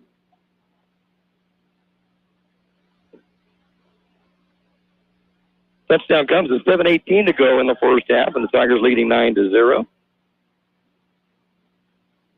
Boy, Seth is running hard that time. He did. Yeah, he got hit right at the line of scrimmage, and I didn't know if he had the ball the way the guy went after him. I thought CJ still had the ball. That's his 4th running touchdown of the year. As Ethan Gonzalez in for the extra point. The ball is down. Kick is up, and it is good. With 7:18 remaining in the first half, it's the Tigers 10 and the Jaguars 0. The Imperial Tiger Football Association was started years ago to help the football team with much-needed equipment and sending the players to special training. Now, through their fundraising efforts from the past and now, the Imperial Tiger Association is proud of what they have accomplished and what they will continue to do in the future. They're always looking for new members. You can call Victor at 760-960-6317. That's 960-6317 if you're interested in helping out. Go Tigers! Learning a new skill, continuing your education, or returning to school for the first time can be stressful. IVC has the resources to help you succeed by offering programs to eligible students who qualify for tuition assistance, book grants, and additional programs like IVC's Kitchen Pantry, housing program, career services support, and so much more. Let Imperial Valley College help you become a college graduate. Visit imperial.edu/admissions to register today. Imperial Valley College is recognized nationwide as a top 10 community college for college excellence. Scoring drive for the Tigers. 6 plays, 29 yards after the Barron interception. With the extra point, the touchdown by Seth Shaw, extra point by Ethan Gonzalez. He'll kick it into right at the goal line, and they'll be bringing it out. Valley Center out to the 15-yard line. Page 1 tackler can't get away from the 3rd or 4th. And we'll get it out to about the 18-yard line as Jake Dunkel will get the return. Boy, Ethan's getting it just perfect right on the goal line. So they can bring it out. So it's first and 10 Jaguars, and they're inside their own 20-yard line at the 19. They could have got the extra yard letting it go. Yep. Oh, that's true. Yeah, well, Joel Viacampo brought him down. We're talking about how we have Robinson and Shaw, how close they are. Robinson, 31 yards. No. Shaw, 30 yards. They're that close. I take it back the other way around. Shaw, 31. Richard, 30. Shaw with the touchdown. His 4th of the year. Tigers up 10-0. Both of them running hard. Over the Division II Jaguars of Valley Center. Axton hands it off up the middle. Going to be stacked up at the line of scrimmage via Lobos. He breaks out of it, though, somehow, and we'll get out to the 25. We'll get a good gain of 6 yards on the play. 2nd down and 4. Talk about a 3rd, 4th effort. Right there, you had it. He had at least 4 Tigers on him right at the line of scrimmage. And then he pops out and Shaw just barely tripped him up. And 6 yards gives him 21 on 4 carries tonight for Corey Villalobos. Paxton back to pass. Going to look over the middle. Has a receiver short on the intended receiver, Jamal Solis. It'll be a 3rd down and 4. He's getting a lot of pressure back there. He's got to get rid of it fast. He has to. This guy hasn't even finished his route. He's already having to throw the ball. But he had Barone, Angel Barone on him. Right on the tip.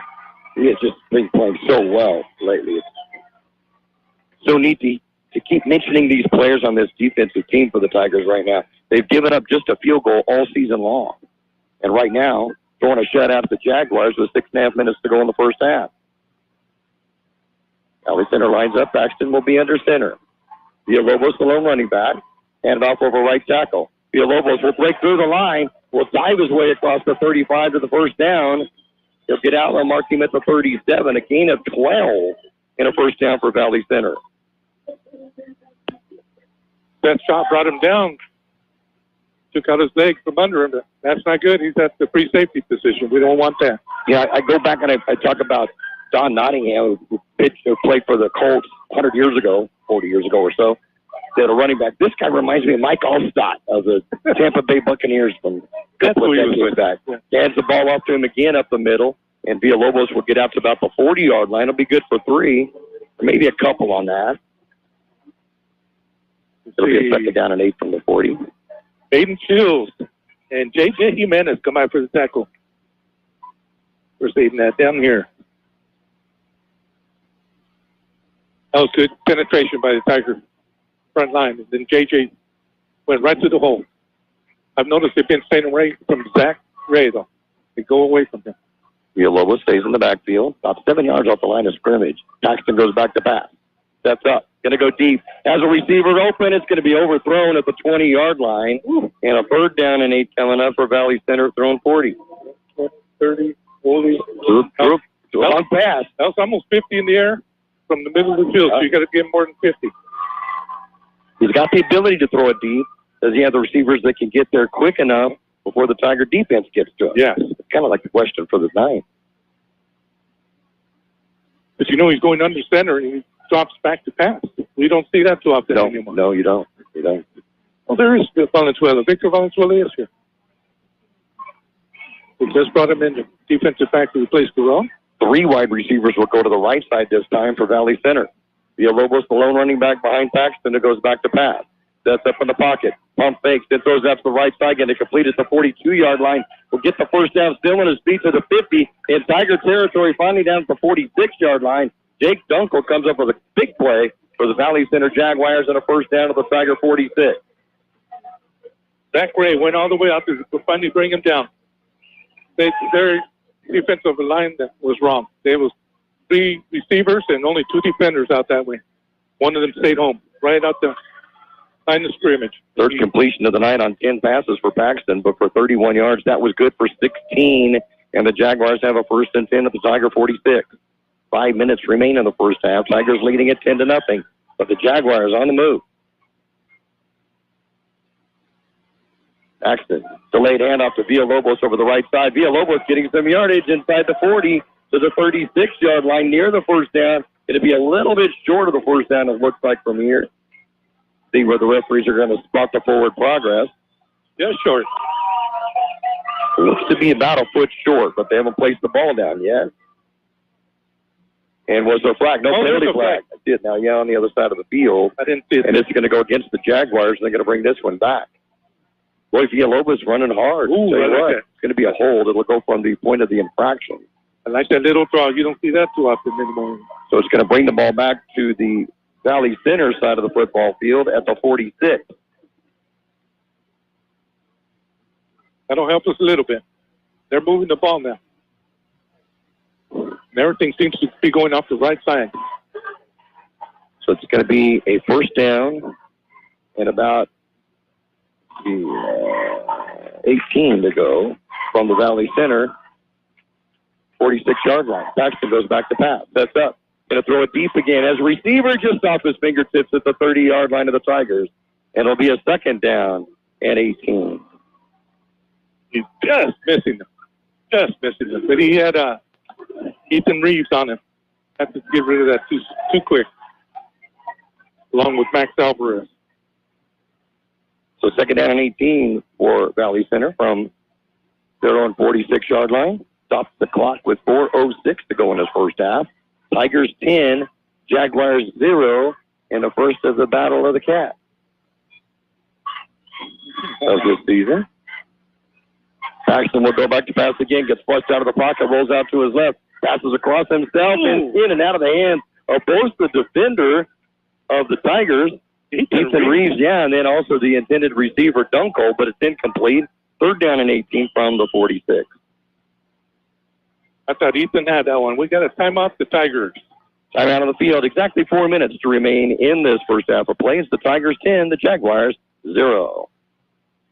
Start that day off right with your favorite drink from Brickhouse Coffee, next door to Brickhouse Deli at the Lisa Tucker Center in Imperial. Brickhouse Coffee has so many drinks to choose from. Hot drinks, blended drinks, or cold drinks, including the best tea in the valley with different flavors. Open daily with a convenient drive-thru. And next door, Brickhouse Deli with big, full, fresh flavor. The valley's premier deli, serving breakfast and lunch. So come visit them both at the Lisa Tucker Center on West Ayton Road in Imperial.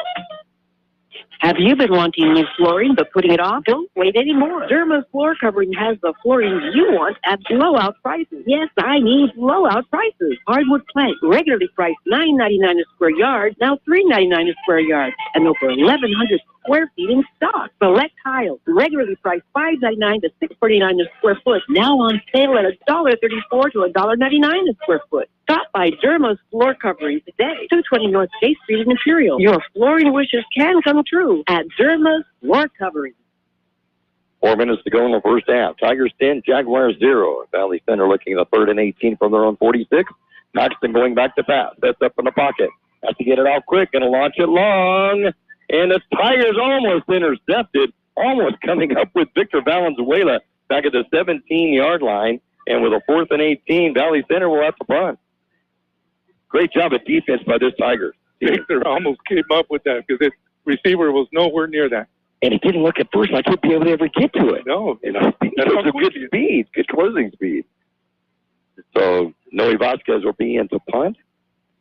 That's Shaw deep to receive. He'll be back around his 20-yard line. Well, that is that. Okay, I didn't know why he wasn't back there just after that last defensive play for the Tigers.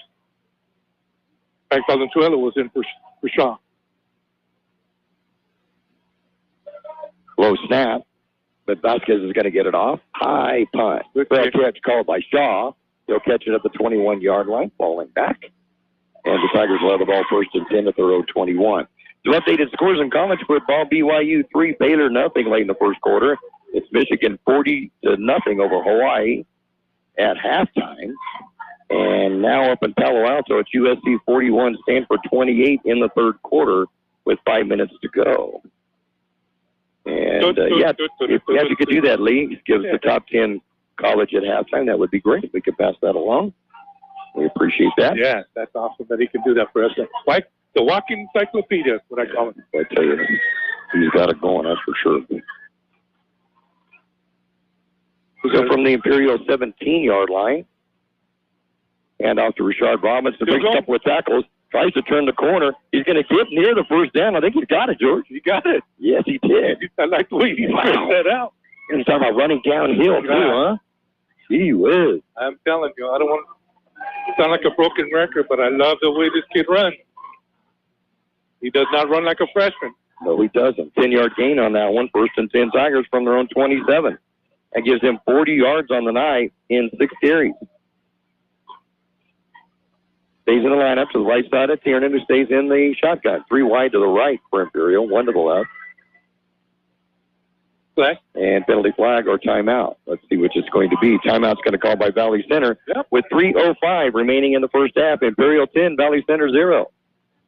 Have you been wanting new flooring but putting it off? Don't wait anymore. Derma Floor Covering has the flooring you want at blowout prices. Yes, I mean blowout prices. Hardwood plank, regularly priced $9.99 a square yard, now $3.99 a square yard, and over 1,100 square feet in stock. Select tiles, regularly priced $5.99 to $6.49 a square foot, now on sale at $1.34 to $1.99 a square foot. Stop by Derma's Floor Covering today, 220 North J Street in Imperial. Your flooring wishes can come true at Derma's Floor Covering.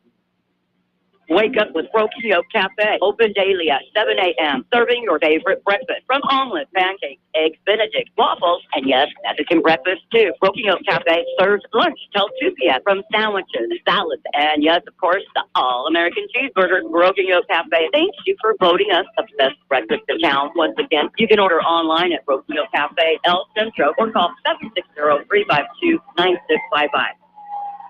Take the handoff. Going to be a pass in and out of the hands, through the hands of Zach Ray at the 30-yard line. It'll be a second down at 10 from the 27. Yeah, 54 linebacker had that read the whole way. I don't have him on the roster. Let's see if I got him over there. Oh, Nate McDermott. I don't have him on this one. So the Tigers have it. Second and 10 from the 27 with 3:02 to go in the first half, leading it by 10. Suarez will go deep out to the right side along with Perez and Ray. Nixon to the far left. Rashard Robinson in the backfield. Gets the handoff. Rashard breaks the initial line of scrimmage, will only get a yard out of it. And the Tigers looking at a third down and long. Goes number 3. I'm trying to get a number for Jaguar. Number 9 brought him down. Michael Saldana. Only a yard that time for Rashard Robinson. And time out on the field. 2:55 to go in this first half of play. Imperial 10, Valley Center 0. Wake up with Kxo Café, open daily at 7 a.m., serving your favorite breakfast, from omelets, pancakes, eggs benedict, waffles, and yes, Mexican breakfast too. Kxo Café serves lunch till 2 p.m. from sandwiches, salads, and yes, of course, the all-American cheeseburger. Kxo Café thanks you for voting us the best breakfast in town. Once again, you can order online at Kxo Café, El Centro, or call 760-352-9655. Hi, this is Jason Jackson, owner of Southwest Security. I've been providing private security locally for more than 20 years and have owned Southwest Security for more than 6.5 years. I'm proud to announce that we have over 250 employees working here in Imperial and Coachella Valley. Last year, I opened Southwest Postal, offering you 24-hour access 365 days a year. PO box service to you. Also located at Southwest Security at the corner of 4th and Highland in El Centro. If you're in the need for security services, please call us at Southwest Security at 760-970-4500. That's 970-4500. And up over left tackle to Rashard Robinson, who skates to the sidelines, twists his way out to the 41-yard line, and a first down for the Tigers on a 13-yard gain. Beautiful run. I like the way he broke that out. And then Nixon with the block. He blocked out there. He was good to see. Yeah. And off Seth Shaw on the lineup now. Seth will bounce out to the outside, but will not get much more than a yard as the Jaguar defense descends on him quick. It'll be a second down and 9 from the 42. The Bucks up here tonight. You got a big old thing crash off around your back on that one. He got him off there again. Wow. Never remember bugs around here. Oh, we lost the breeze. Yes, exactly right. We got Shaw staying in. Shaw in the backfield, directly behind Tiernan, who's under center. They'll stack 3 wide receivers to the short side of the field. Tries to hand off, but Tiernan's not going to be able to get the handoff as the Jaguar defensive line and linebackers come in fast on that one. That's a big boy. Trying to get a number 5? Yeah, Luke Staley. I got him with 5 tackles already. Yeah, there was something happened there on the snap. He didn't have that cleanly. Oh, we have another timeout? I didn't see who it was. With 1:44 to go in the first half, Imperial 10 and just Valley Center 0. Bo and his team of employees at Sam's Auto Body are constantly striving on giving you 100% satisfaction on getting your vehicle repaired and fixed right. Sam's Auto Body is grateful for the support they hear from the job they're doing and being highly rated with CarWise.com. Yes, accidents are disturbing, and Sam's Auto Body is here for you to ease the pain and fix your vehicle as fast as possible. Stop by at 1880 West Euclid Avenue in El Centro. El Zarape restaurant in Imperial is 100% authentic Mexican cuisine. Their extensive menu features traditional handmade Mexican dishes with nothing but fresh ingredients. El Zarape restaurant has taken it over the top with their creative ideas like stuffed special quesadillas with carne asada, shrimp, or pollo asada. And yes, there's something on the menu for everyone, like 17 different burritos. El Zarape restaurant, open Monday through Thursday, 10 a.m. to 7 p.m., and Friday, 9 a.m. to 8 p.m. And out to Grijalva, right tackle, runs backwards for a good 5 or 6 yards. Finally going to be dragged down at the 48. So the Tigers are going to be looking down at a 4th down, and they thought for a second they were calling timeout, but the clock continues to roll. That was a gain of 8 yards on the play by Sid. He ran about more than half of that backwards. Yeah, he's pushing Mateo Hernandez, who finally brought him down. Just kept pushing backwards.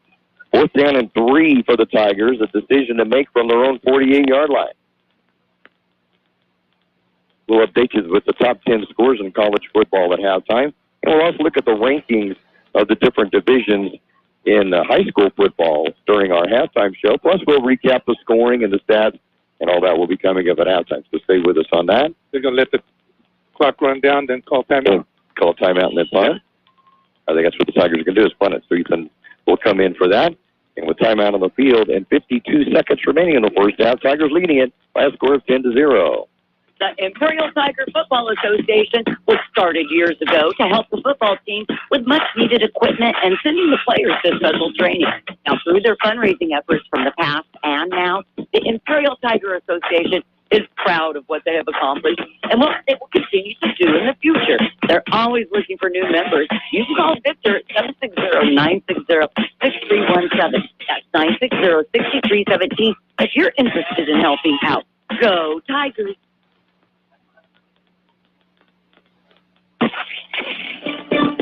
Your favorite NFL team plays on Imperial Valley's AM 1230. Kxo Centro. Gonzalez, averaging over 47 yards a punt this year, will be in the punt. Deep to receive for the Jaguars will be Dunkel. He'll be inside his 15. High punt, not particularly long, but it's going to bounce at the 20-yard line. Dunkel will pick it up at the 14 and tackle at the 15. Good job of coverage by the Tigers. Dangerous. That was dangerous for Dunkel to do that. Trying to give you a number of who brought him down. Bill cannot pick it up. So 1st and 10 for the Jaguars from their own 15-yard line. They have 43 seconds remaining in this first half and trailing the Tigers by a score of 10-0. They picked up on the score. That was one of the defenders out there to stop him. There was 2 others, but I couldn't get their numbers. A dangerous catch in that, but George, if he doesn't do that, ball will roll inside the 10 to close to the 5. So he really had to do that, even though it was dangerous to do. Paxton, the quarterback, will be under center. They'll keep Villalobos as the lone running back behind him. And again, he stays about 7 yards off the line of scrimmage. It gets a good hit of steam by the time he reaches the line of scrimmage. And he'll get the handoff over the right side. We'll run into Zach Ray. He'll bring him down after just a yard loss, or yard gain, that is. What a play by Zach. Beautiful, beautiful play by Zach. He had that read all the way. We're going to give him 2 yards on the forward progress, giving him 38 in the game. 25 seconds remaining in the first half. And it's running. And the clock running. 2nd down and 8. Coaches on the field. From the Valley Center, 17. Coaches on the field. They have to call timeout. Yeah, they called timeout. And the clock's still running. They're going to let the clock run out. That's what it is. They're running into the end zone. And that will be the end of the first half. A superlative first half for this Imperial Tigers team, who leads Valley Center by a score of 10-0. And we'll be back with our halftime show, recapping the scoring and the stats in just a moment. Learning a new skill, continuing your education, or returning to school for the first time can be stressful. IVC has the resources to help you succeed by offering programs to eligible students who qualify for tuition assistance, book grants, and additional programs like IVC's Kitchen Pantry, housing program, career services support, and so much more. Let Imperial Valley College help you become a college graduate. Visit imperial.edu/admissions to register today. Imperial Valley College is recognized nationwide as a top 10 community college for college excellence. Start that day off right with your favorite drink from Brick House Coffee, next door to Brick House Deli at the Lisa Tucker Center in Imperial. Brick House Coffee has so many drinks to choose from. Hot drinks, blended drinks, or cold drinks, including the best tea in the valley with different flavors. Open daily with a convenient drive-thru. And next door, Brick House Deli with big, full, fresh flavor. The Valley's premier deli, serving breakfast and lunch. So come visit them both at the Lisa Tucker Center on West Ayton Road in Imperial.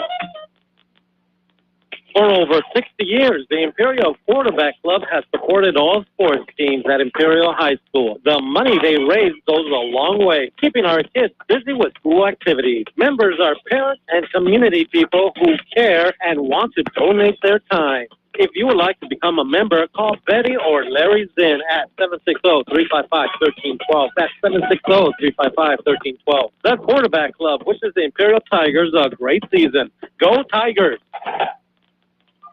Halftime score here in Valley Center, Imperial 10 and the Jaguars 0. The Tigers took a 3-0 lead at the 4:45 mark of the first quarter after a 10-play, 38-yard drive. And Ethan Gonzalez, his first field goal of the season, a 36-yarder. And with 6:10 to go in the first quarter, Tigers led it 3-0. They would add to that after a fantastic interception of a pass by Angel Baron, then returns it all the way down deep into Valley Center territory. The Tigers would only need 29 yards in 6 plays to score a touchdown, using 2 minutes and 45 seconds off the clock.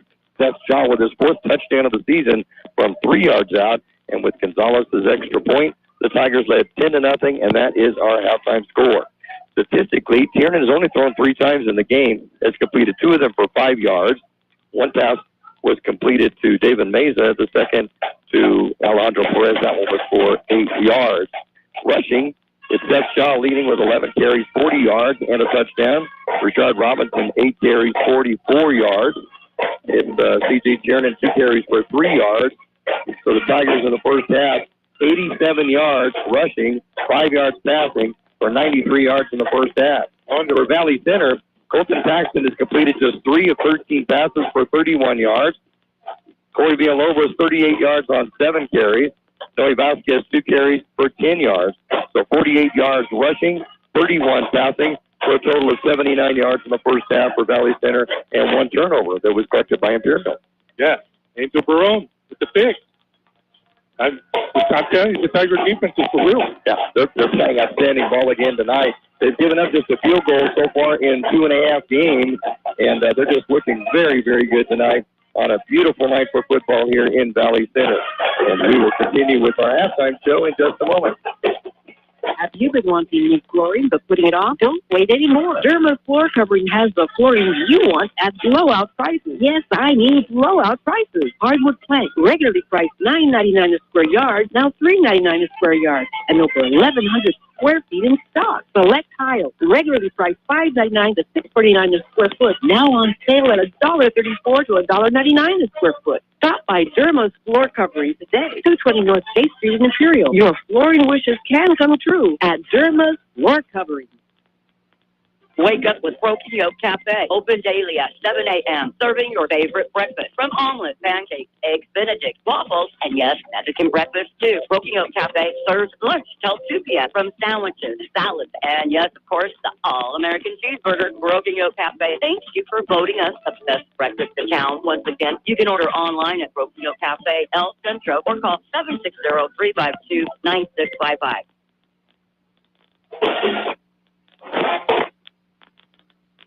Halftime score here in Valley Center, the Imperial Tigers 10 and the Valley Center Jaguars 0 as the Jaguar marching band playing in the background. Wow, they mix the sound. I love it. Stuart, do you have some defensive stats for us? Oh, defense? Defense. That was defense. Lots of defense, right? No, I can't hear. They're so loud. Well, because of all the passing that the Jaguars are been doing. We got right across the board. Everybody's got 2. Seth Shaw, J.J. Jimenez, Zach Ray, Pablo Moreno, and Joelvia Campos. Aiden Shields with 2 also. And then with 1 each, I got Max Alvarez, Ethan Reed, Pedro Serra Jr., and Angel Barone, and along with Victor Valenzuela. And then Barone, we got him with 1 pick. So it's amazing to think that 9 turnovers last week, 1 tonight. That's 10 turnovers by the Tiger defense that they forced in the last game and a half. Yeah, I'm going to tell the story again. My supervisor at work was telling me he's on the chain game, and he was telling me that he was listening to the coaching staff for Westfield talking about how well the Tigers defensive tackles were blanketing their receivers. He could not believe how tight the coverage was. And then also the quarterback was talking about how well Zach Ray and J.J. Jimenez after plugging up the holes. He said, I got big holes, I'm going to run through them, and they're gone. Yeah, well, and the pressure that the quarterback is getting under tonight, he's having to release quicker than he wants to, and he's outthrowing his receivers. The timing is thrown all off by the rush by the Tiger defense. Hayden Shields and Max Alvarez is doing a great job of rushing at the QB. See how the Tigers can handle things in the second half, with the defense playing the lights out so far in the first half, with the Tigers leading the Jaguars 10-0 at the half. We'll look at the top 10 college scores in college football. That'll be coming up in just a moment.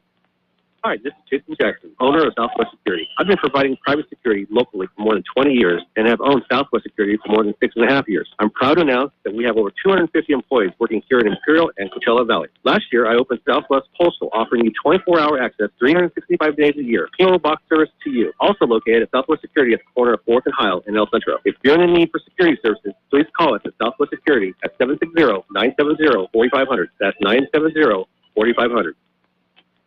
Bo and his team of employees at Stan's Auto Body are constantly striving on giving you 100% satisfaction on getting your vehicle repaired and fixed right. Stan's Auto Body is grateful for the support they hear from the job they're doing and being highly rated with CarWise.com. Yes, accidents are disturbing, and Stan's Auto Body is here for you to ease the pain and fix your vehicle as fast as possible. Stop by at 1880 West Euclid Avenue in El Centro. In college football, have some top 10 scores for you. We were talking about the Alabama game today. One in the final minute by the Crimson Tide by a score of 20-19 over Texas. Big upset was in the making there, but Alabama pulled out in the last. Great show by Texas Longhorns. They were playing pretty good today, and I wonder how it would have gone had their starting quarterback not gotten hurt. That's true. Just a true freshman, but man, did he show some poise and threw some great passes in that first half. But hats off to Alabama. It shows the champions they are to come back and win. I forgot he had gone out. I forgot all about that. That was the backup at the end of the game. Clemson defeated Furman by a score of 35-12. Big upset, though, as Appalachian State defeated Texas A&M. I believe the final score now was 17-7. Wow. Appalachian State, you know, and it's one of the things I say. I don't like preseason ratings. Right. And the reason being was Appalachian State was involved in it. They were playing at Michigan at the Big House. Michigan was number 5 preseason.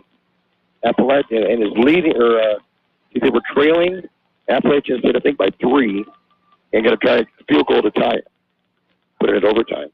And Appalachian State blocks it and wins the game, and upsets the number 5 team in the nation. And I think Michigan went on to lose 5 or 6 games that year. You can't go by any of that stuff. You've got a different team than you had last year, and you haven't played a game yet. How can you say one team is better than another? Right. No, I see what you're saying. It's almost like the CIF rankings here. Right. Yeah. We're going to come up to those, and I'll have you try to explain those in a little bit. I'm going to take a break. And so Appalachian State comes up with another big upset. This one over SEC's Texas A&M. It was Georgia 33, Samford 0. Oklahoma defeated Kent State by a score of 33-3. It was Ohio State 45, Arkansas State 30. Here's a big score in a battle of Utah. Well, one of the battles of Utah didn't involve Utah State, but it was Utah over Southern Utah, 73-7. Oh, that's a major ouch, isn't it? I bet they're tired. Biggest upset of the game of the day so far, I think, is going to be Marshall, 26, Notre Dame 21, and that was at Notre Dame in South Bend. That's a big surprise there. Gosh, everybody's asleep right now. South Bend. Oh, no, nobody's staying up for that. USC 41, Stanford 28. Like it. It's Washington State 17, Wisconsin 14. Ooh, wow, that's a surprise. Tennessee 34, Pittsburgh 27, Kentucky 26, Florida 16. And that's what we have so far on those. And then some other scores. UCLA beat Alabama State 45-7. Should we add on? I know Alabama is the big favorite of Lee Elder, but he said, and he's not a UCLA fan. So he says it's the only Alabama team UCLA can beat. For you Bruins fans, don't blame me. That was from Lee Elder. Good one, Lee. Good one, Lee. And that Appalachian State score was 17-14 over Texas A&M. So, man, I love college football more than I enjoy NFL ball, and it's because there's surprises like that. And so I know there's a big Raider-Charger game that's coming up this weekend, and that's one of those where I don't want to see the other team win, but I won't tell which team I'm going for. They do wear blue and gold, but... Well, I'm a fan of... Never mind. I better not mention it. Radio station for us. Especially your wife. You got to watch out. And I have to tell you, it's kind of cute. My oldest Kansas grandson, Peter, is 12 years old, going to junior high back in Meade, Kansas. And he was surprised this week by getting a ticket to go see the Chargers and the Chiefs at Arrowhead Stadium. So he and his dad, my son Jonathan, will be going with another couple of guys from the church back there, and they'll be going to Arrowhead Stadium. I'm a Herbert fan. Wouldn't that be fun? Yes. I would love that. That's a great stadium, and great fans that are there. Chiefs fans back there are great people, and so that's a fun one, and I'm jealous over you, Peter. Yeah. They were going to listen tonight. Jonathan was going to text me if they were listening so I could shout them all out back there. But I didn't hear back to him, so I think he forgot. My sister was on her way home from Riverside, and she lives here in Oceanside. Mm-hmm. And my brother-in-law's not feeling good, so she was going to listen in. So she has to text me. So I hope she's listening. Yeah, I hope so, too. And I hope Bill's feeling okay. When you're traveling around, it's kind of nice to be able to turn on, if you're traveling, like you said, with your sister, to turn on and listen to the game as you're going.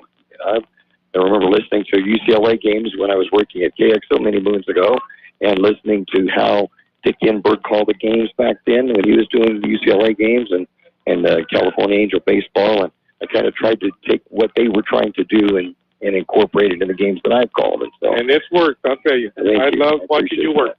It's a joy, and it's fun. You know, you talk about how much fun we have coming up on trips, and I know your wife Tricia was coming with us today, and she said, "Well, this is pretty quick." And I'm thinking to myself, "Well, it's because it's a good conversation." And you said, "She was asleep."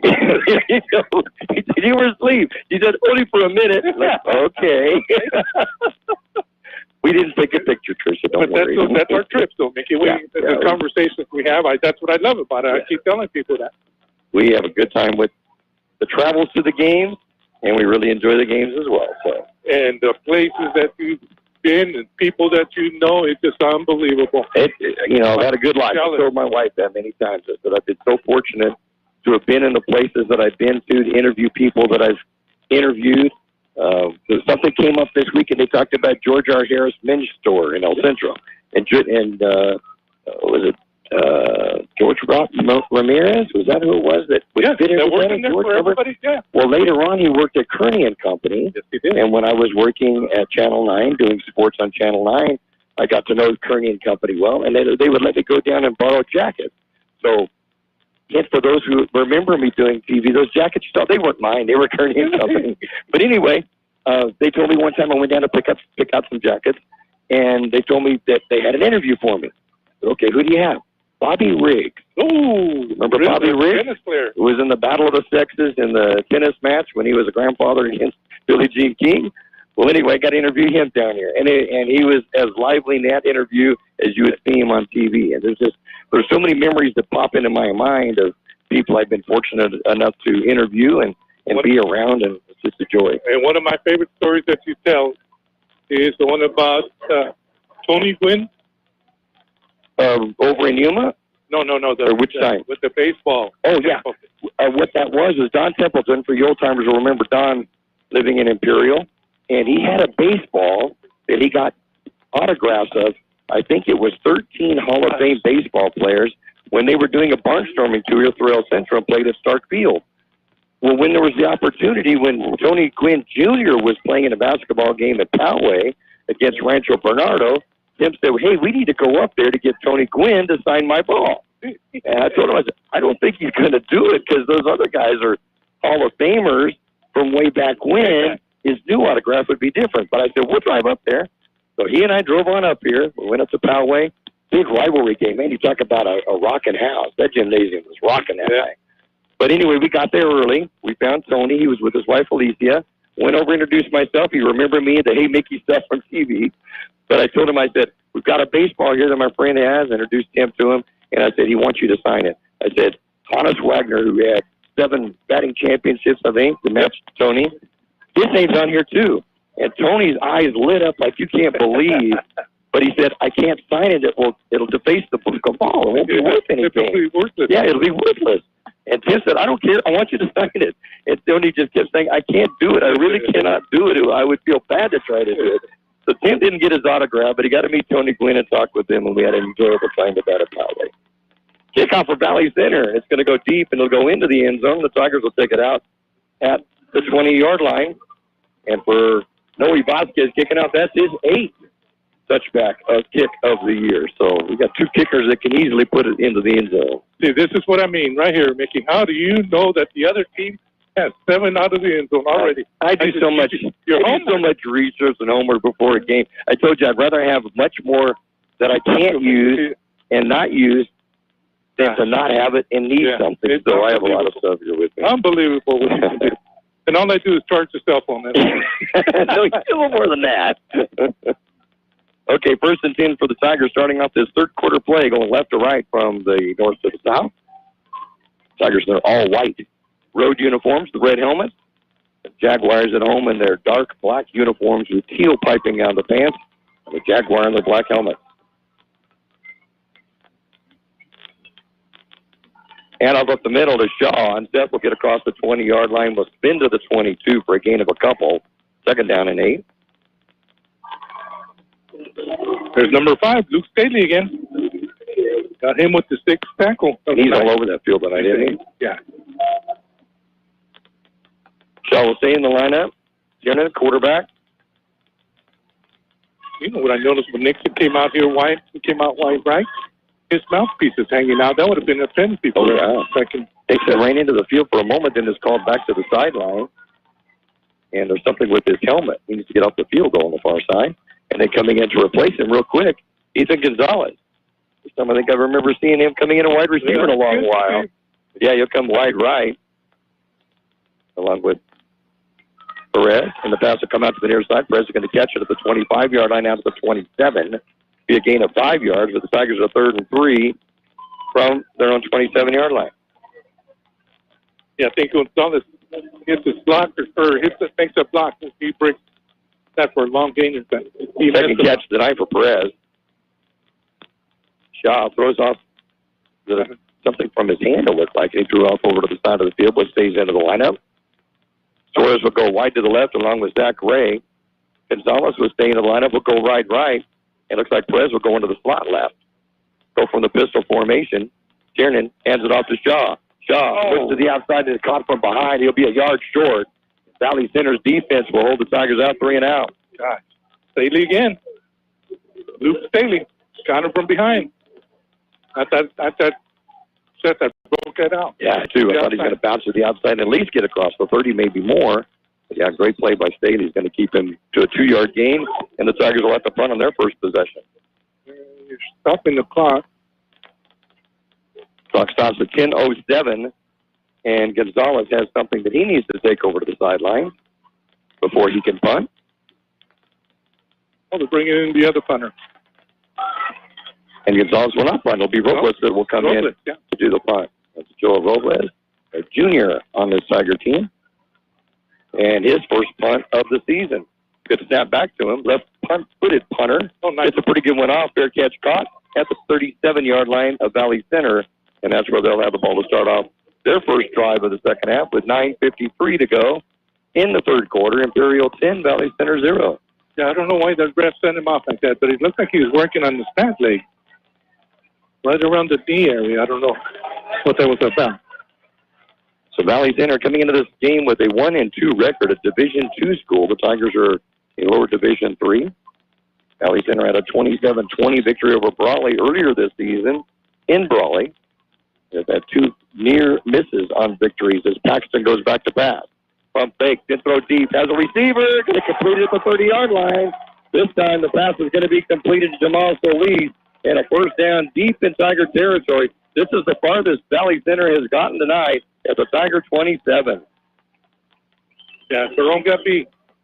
He took the inside fake, and then he broke it out to the outside, right down the sideline. 36-yarder on that pass from Paxton to Solis. And a 1st and 10, Valley Center from the Tiger 27.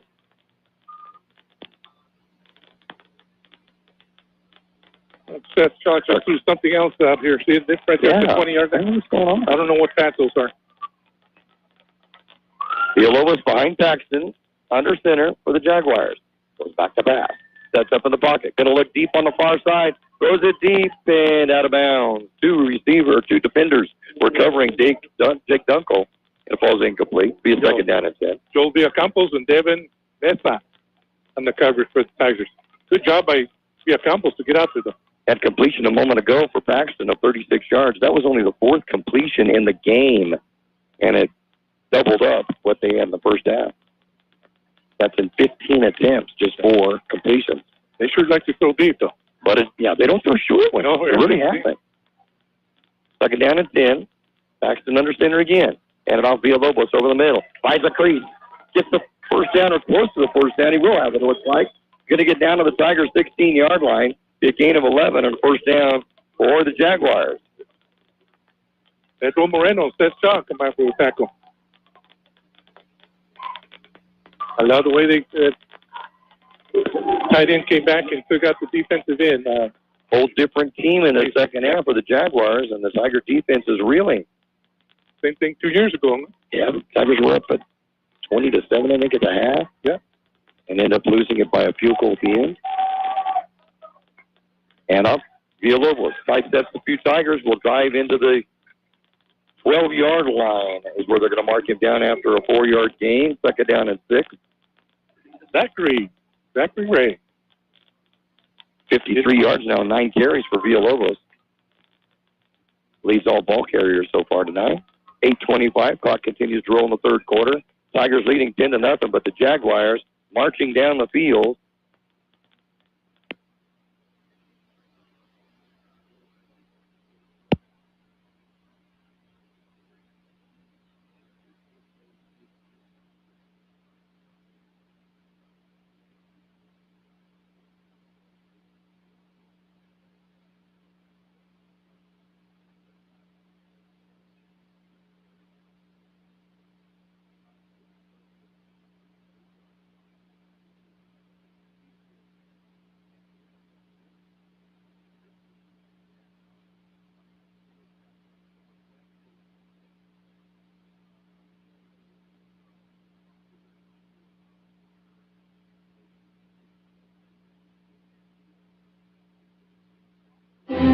High school sports don't just happen. There's a ton of work that goes into every single athletic event. And we have our school's athletic director to thank for a lot of it. Thank you. For scheduling officials, so I can always play the game I love. For ordering quality athletic equipment, so I can stay safe on the field. For mentoring my coaches, so they can be the best role models for me. For coordinating transportation, so I can get focused for the big game. For helping us develop character and learn lessons that will benefit us for the rest of our lives. Thank you to our AD for always creating a positive experience for us. We'll never forget it. From all of us at the NIAAA, thank you to every athletic administrator in California for all you do to enrich the lives of your students. It does not go unnoticed. This message presented by the NIAAA, the National Interscholastic Athletic Administrators Association. We apologize for losing the connection. It's difficult getting the connections up here. I know it's on my phone, too, that it's hard getting service down. Good kind of service, yeah. So we apologize for that. You did miss only one play. It was an incomplete pass into the end zone that was broken up by the Tiger defense. So fourth down now and 21 for Valley Center from the Tiger 28-yard line. And they're going for it. And they're going to go for it. Yeah, a little too far for a field goal, too short for a punt. Back to pass is Paxton. Get it flushed out of the pocket, runs to his right, looks over the middle, and knocked down by the Tigers. The Tigers will knock it down at the 7-yard line. Who is it, George? Villacampos. Yeah, Villacampos. Good recovery, because it looks like he was beat. Oh, he did, and he came in quick and got through that one. But the pass goes incomplete. The Tigers' defense holds. Good job by the Tigers' defense. Man. I had already given them a touchdown. I thought they were going to punch it in. From this angle, it kind of looked like it. But Villacampos was a great effort to come across that and knock it away at the last moment. And the Tigers have a 1st and 10 to throw in 28-yard line. Second possession of the half. First was a 3-and-out for Imperial, gaining 9 yards. Now with the ball thrown 28-yard line, 1st and 10. Richard Robinson in the lineup. Go with a double wing this time. And Tiernan over center. And in motion is Suarez to the near side. Hand it off to Robinson. Robinson gets hit. Line of scrimmage, no gain. Second down and 10. There he is again. Number 5, Luke Staley. And they got to do something to try to knock him. He's all over. To knock him off balance. Yeah, I've got him with 9 already. Yeah, no, he's just, it's almost like every play you look for him to see where he's at. Yeah, and he was in the back too. 6 foot and 195 pounds, but he does show very quick speed out there. 2nd down and 10 for the Tigers on 28-yard line. 7 minutes to go in the 3rd quarter, and the Tigers leading 10-0. Back into the shotgun now is Tiernan. Hands it off Robinson. Robinson be hit the line of scrimmage and knocked down again immediately. Whose is it? 52. Robert Johnson. 52, and also Michael Saldana was in on that as well. No gain, 3rd down and 10. Y'all got to miss, maybe throw things off and take it to him. And yeah, they've got it right now. They're waiting for Richard. There's no question. 2 carries, 0 net yards on this drive.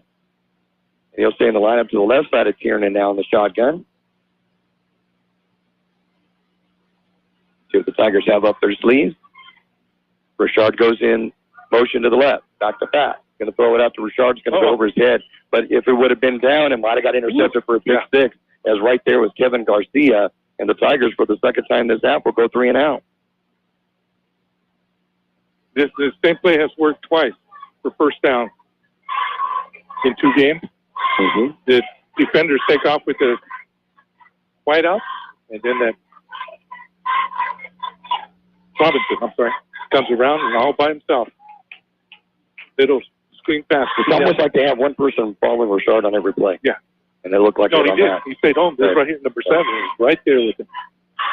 Ethan Gonzalez in to punt for the Tigers. Had a 55-yarder early in. Good snap back. This is not going to go good at all. It's going to go off the side of his foot.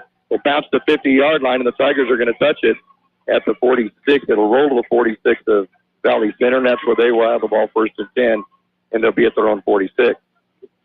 Almost that hit one of the Jaguars when it bounced. It bounced a weird way, didn't it? And it hit him, and Villacampos went after it, and he just happened to fall right before we go out there. We cover that ball. So Valley Center, they're going to mark it at a 47-yard line of the Jaguars with 5:59 to go in the 3rd quarter. Imperial 10, Valley Center 0. Big night here in Valley Center. Big crowd. At halftime, I think they had somewhere near 75 cheerleaders out there. Yeah. They had a ton of them from every size. Short ones, taller ones. We're making a lot of noise along with the band. Little tiny ones. Yep. Great to see. Paxton, a quarterback for the Jaguars, goes back to pass. That's up in the pocket. Gets rolled out to the left. Fakes the short pass, who was covered. They're going to have to carry it for a couple of yards, and it'll be a 2nd down and 8 from the 49. That's going to be the first carry by Paxton on the night at quarterback. Now, he had some room out there, and JJ shut that down quick. We thought about passing to Garcia short, right here. But he was covered completely, so he had to keep it. It was good coverage by the Tigers. 2nd down and 8 from the Valley Center 49.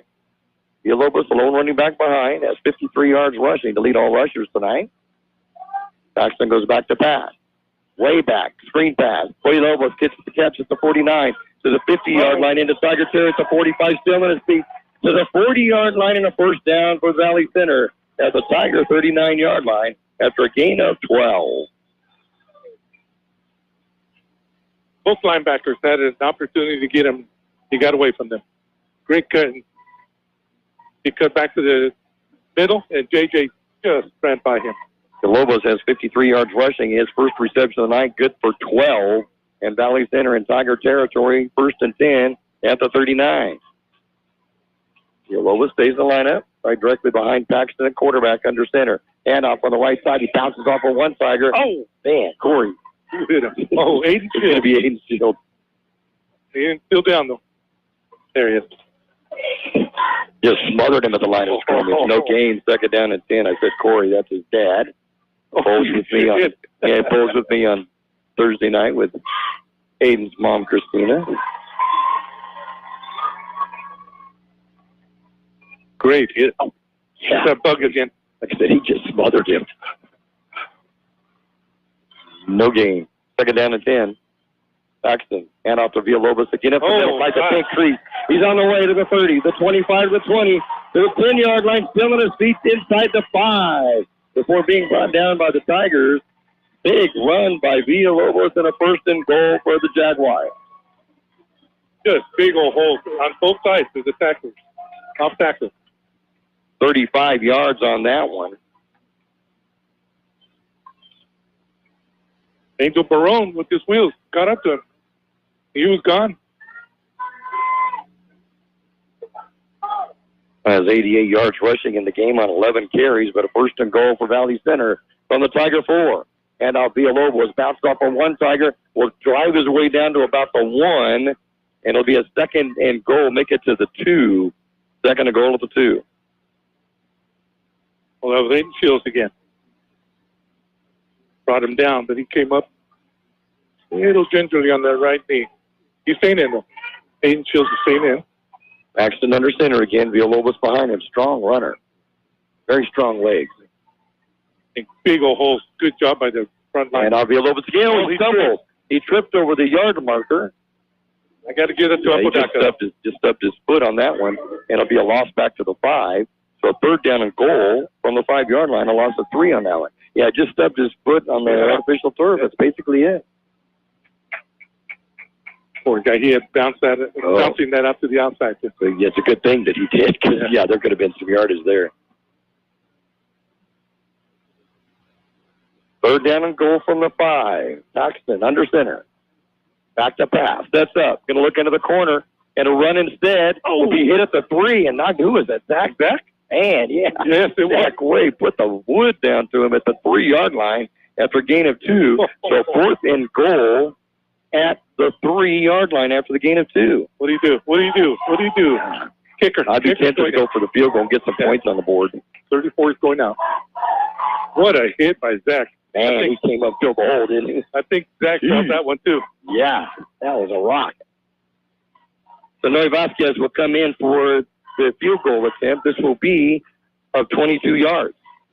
Ball is down. The kick is up, and it is good. With 2 minutes to go in the third quarter of play, it's the Tigers 10 and the Jaguars 3. El Zarape restaurant in Imperial is 100% authentic Mexican cuisine. Their extensive menu features traditional handmade Mexican dishes with nothing but fresh ingredients. El Zarape restaurant has taken it over the top with their creative ideas like stuffed special quesadillas with carne asada, shrimp, or pollo asada. And yes, there's something on the menu for everyone, like 17 different burritos. El Zarape restaurant, open Monday through Thursday, 10 a.m. to 7 p.m., and Friday, 9 a.m. to 8 p.m. Scoring drive for Valley Center. 8 plays, and they will go 50 yards and use up right at 4 minutes off the clock. That was a good drive. All the way down. They moved that all the way down. But then you also have to tip your cap to the Tigers' defense by letting them get down at one point to the 2-yard line and just give up the field goal. Yeah. We just got to figure out this offense now. Figure out what they changed on the defensive side.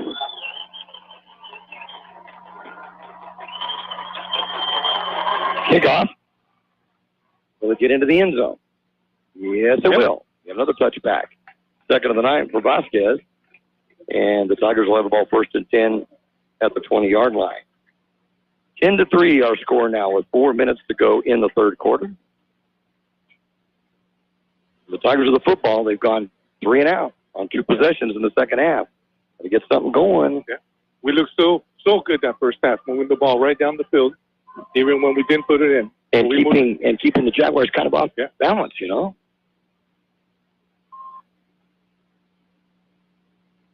Taking a long time to call the play in the huddle.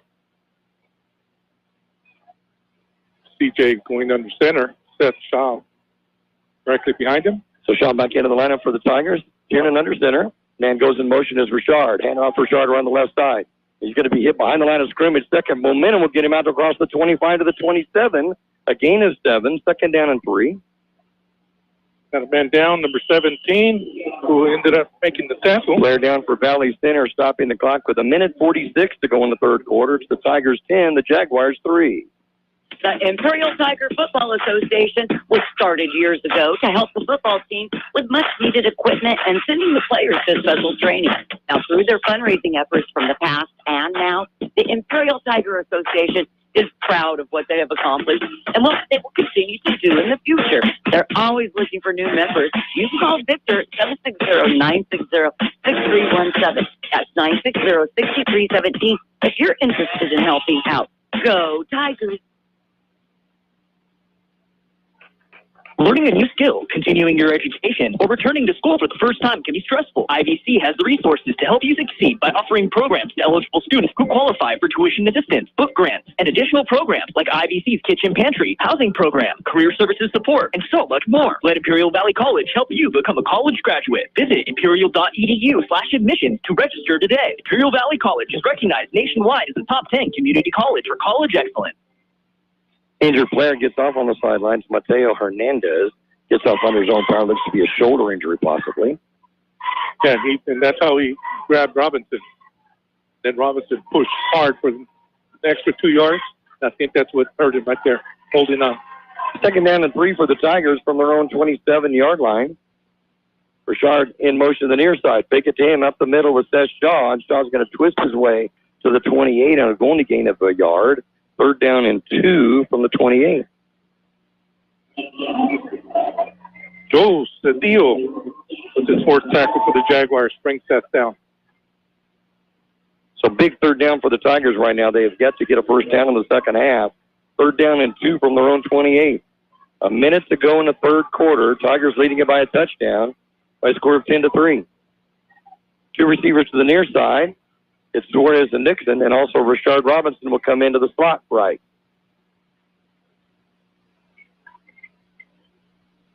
In the shotgun, hand it off to Shaw up the middle. Seth will get the first down across the 30-yard line to the 31. A gain of 3 and the first down of the second half for the Tigers. Joe Cedillo again. 48 yards on 15 carries for Seth Shaw on the 9, plus the lone touchdown of the ball game. You know, I've got to mention, you know what I like about this defense? Yes. After they tackle you, they stand up. Help you up. They help you up. They don't want you resting.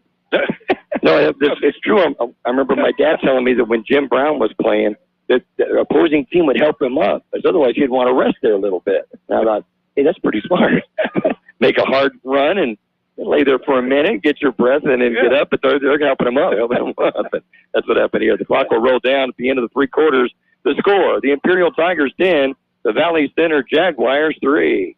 Start that day off right with your favorite drink from Brickhouse Coffee, next door to Brickhouse Deli at the Lisa Tucker Center in Imperial. Brickhouse Coffee has so many drinks to choose from. Hot drinks, blended drinks, or cold drinks, including the best tea in the valley with different flavors. Open daily with a convenient drive-thru. And next door, Brickhouse Deli with big, full, fresh flavor.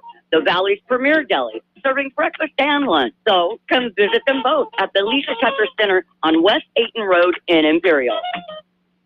For over 60 years, the Imperial Quarterback Club has supported all sports teams at Imperial High School. The money they raise goes a long way, keeping our kids busy with school activities. Members are parents and community people who care and want to donate their time. If you would like to become a member, call Betty or Larry Zinn at 760-355-1312. That's 760-355-1312. The Quarterback Club wishes the Imperial Tigers a great season. Go Tigers! Tigers take possession going right to left from the south to the north here at Jaguar Stadium with a slim 7-point lead. It's the Tigers 10, the Jaguars 3, and Imperial with a 1st and 10 at their own 31-yard line. Kiernan directing traffic. We'll get Rashard Robinson to move over to the right side in the slot along with Zach Ray. Seth Shaw in the backfield. Kiernan from the pistol. Gets the snap. Hands it off Shaw the middle. Seth runs hard, gets to the 35-yard line, and then stood up and brought down. And it is a good point that you're saying. It is a good sportsmanship that you see this time, that you see Joe Cedillo will come up and help Seth get off the field. You always like seeing that. Yeah. Sportsmanship show. 4-yard gain on that one. 2nd down and 6 for the Tigers at 35. Seth now with 52 yards rushing. Robinson, 51 yards rushing. The two combined have over 100 yards. Somebody must be keeping stats over there. Must be. One gets ahead of the other, we'll get the other. Right? Give it to the other. There you go. Second down and 6 from the 35 for Imperial. Kiernan again in the pistol. Takes to Shaw, throws out the right side to Richard. He was open but overthrown. It will go incomplete, and it will be a third down and 6 from the 35. Not sure how much yardage that might have got, George, as they were converging quickly from the defense. Yeah, no.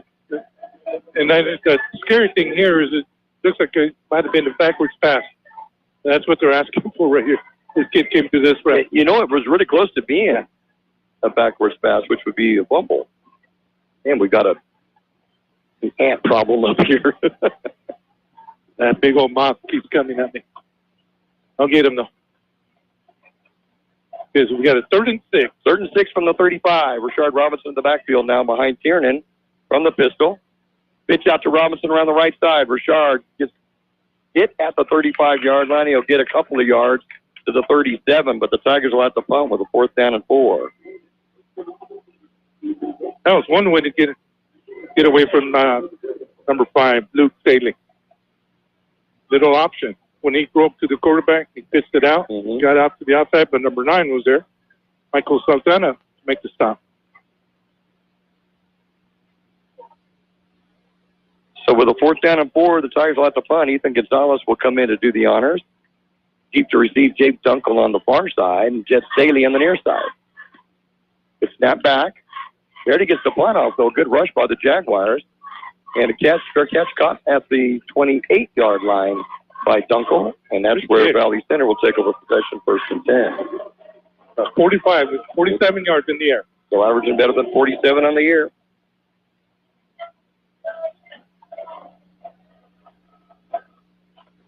I was hoping we answered that score, but yeah, I was too. If we could have got that field goal back, I'd feel a lot better. But now Valley Center with the ball 1st and 10 at their own 28-yard line. 10:23 to go in the ball game. Tigers 10, Jaguars 3. Villalobos in the backfield behind Paxton, who's under center this time.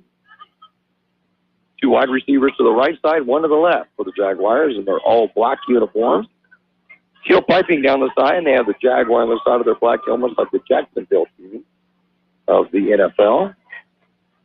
Paxton looks over the defense, hands it off to Villalobos over the left side.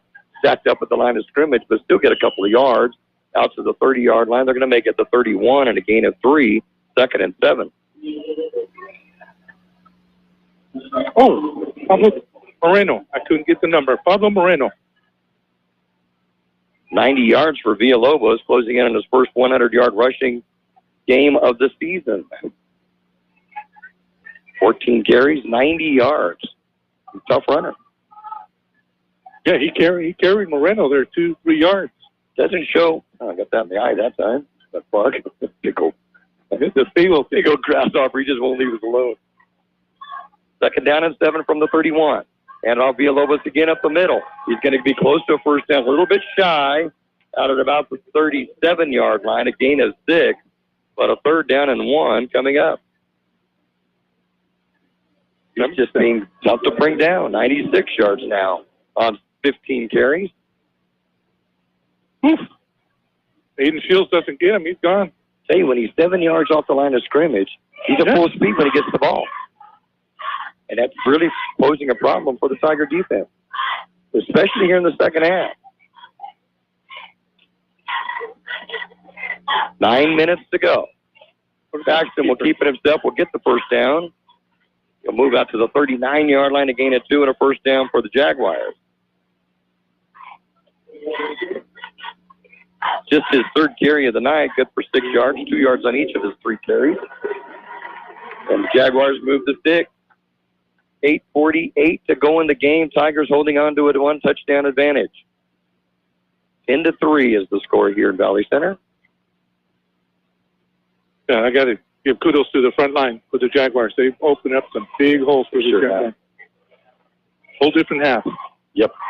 Back to pass is Paxton. Steps up, under pressure. Throws it deep, has a receiver, turns around, actually does a 360 to come around to catch the ball after he finds it. and will be down at the 30-yard line of the Tigers. Jamal Solis with the reception. What a catch. He turned back around, and he looked like he went behind Devin, and he still kept his eyes on it. It'll be, and a penalty flag is going to be called on the bench of Valley Center. I think it's going to be a warning, though, of staying off the sideline, staying back from the sideline. That came from way back over here when they were on the other end of the field. He had already warned them. Is it going to be a 5-yard penalty then? Yeah. Or is that the warning? No, it's just the warning. So at the 28-yard line. Look at Coach. 33 yards on that pass play. Look at him. And a 1st and 10 at the Tiger 28. Oh, he's going after his own pass is Paxton. Looks over to the far side. And a pass is in and out of the hands of the intended receiver at the 18-yard line. It was intended, it looks to be, Kevin Garcia.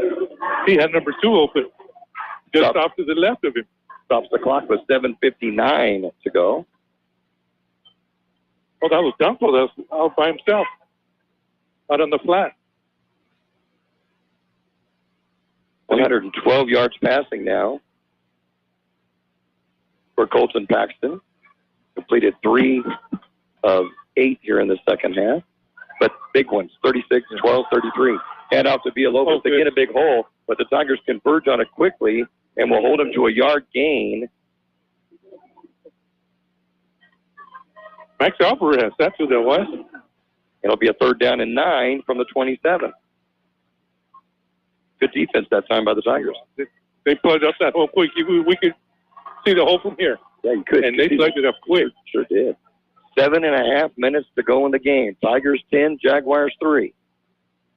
Go as hard as they hit. And timeout going to be on the field called by the Jaguars with 7:26 to go. Imperial 10, Valley Center 3. Have you been wanting new flooring but putting it off? Don't wait anymore. Derma Floor Covering has the flooring you want at blowout prices. Yes, I mean blowout prices. Hardwood plank, regularly priced $9.99 a square yard, now $3.99 a square yard, and over 1,100 square feet in stock. Select tiles, regularly priced $5.99 to $6.49 a square foot, now on sale at $1.34 to $1.99 a square foot. Stop by Derma's Floor Covering today, 220 North State Street in Imperial. Your flooring wishes can come true at Derma's Floor Covering. 7:26 to go in the game. The Tigers holding on to a 10-3 advantage over the Jaguars, who have a 3rd down and 9 from the Imperial 27. Head coach Rob Gilster walks out on the field, talks to his team, and now goes back out into the middle at the 27 of the Tigers. Back to go under center, 2 wide receivers to the left, 1 to the right. Villalobos behind him. Back to pass. Take the handoff. Rolls out to his right as Paxton. Looks downfield as a receiver out of bounds. Intended for Garcia, goes out of bounds. Good coverage. And a 4th down and 9 from the 27. Do they have a field goal kicker that can get it, or are they going to go for it? Well, he's the kid that's putting it in the end zone on the kickoff, so he's got a big foot on the kickoff. Let's see if he can do it from here. They're looking for the tee. Whoa, that's not good, though. It's looking for the tee. Maybe the football, too. There's the kicking football. It's the one that has the flubber. That, what was Ned Brainerd from the old Walt Disney movie? The Absent-Minded Professor? Yeah. Put the flubber ball in there and let it go. The one they're looking for, Ned Brainerd. Son of Flubber? Red McBurry. Yeah. It was the son of Flubber. Son of Flubber. Right. Ooh, that's the 70s. Yeah. I remember watching the replay of that one. I remember watching those on the old Pilot Club matinees at the Crest and Fox Theaters back in the day. We're dating ourselves. Oh, I know. I just remember people telling me about it. Okay. It really wasn't me. They're going to go for it. The Jaguars are going to go for it. 4th and 9 at the Tiger 27. Paxton under center. Goes back to pass. Gets a heavy rush. Going to get the pass off. Goes over the middle. Pitched down and intercepted by the Tigers. The Tigers will intercept it at the 10. 15 runs out of bounds at the 20-yard line. Is Seth Shaw will get the interception. Who had the tip on that? David Mesa. He's all excited on the sideline. Interception by Shaw after the tip by Mesa, and the Tiger defense holds once again. That was there. That pass was there, and David batted it away, and Seth is only 2 yards away from him. Hit him in the shoulder pad, bounced up, and he was able to get the rebound. Big stuff. Play on a 4th and 9 at the Tiger 27. It's returned out to the Tiger 20, and Imperial, the 1st and 10, will need to get some first downs here. We got to move the ball, man. Got to move the ball. We haven't been able to do that much in the second half. As good as we looked at first half. Tigers have just one first down in the second half. The Tigers will line it up. 1st and 10 to throw 20. Under center is Kiernan. Penalty flag going to be some motion, I believe, maybe from the Tigers. Is the back judge? Yep. Yes, illegal motion against Imperial. That puts them back in a hole. So 1st and 15 at the 15-yard line. I believe that's the first penalty against Imperial, and it doesn't come at a good time. We didn't need it now. Bad time for that one.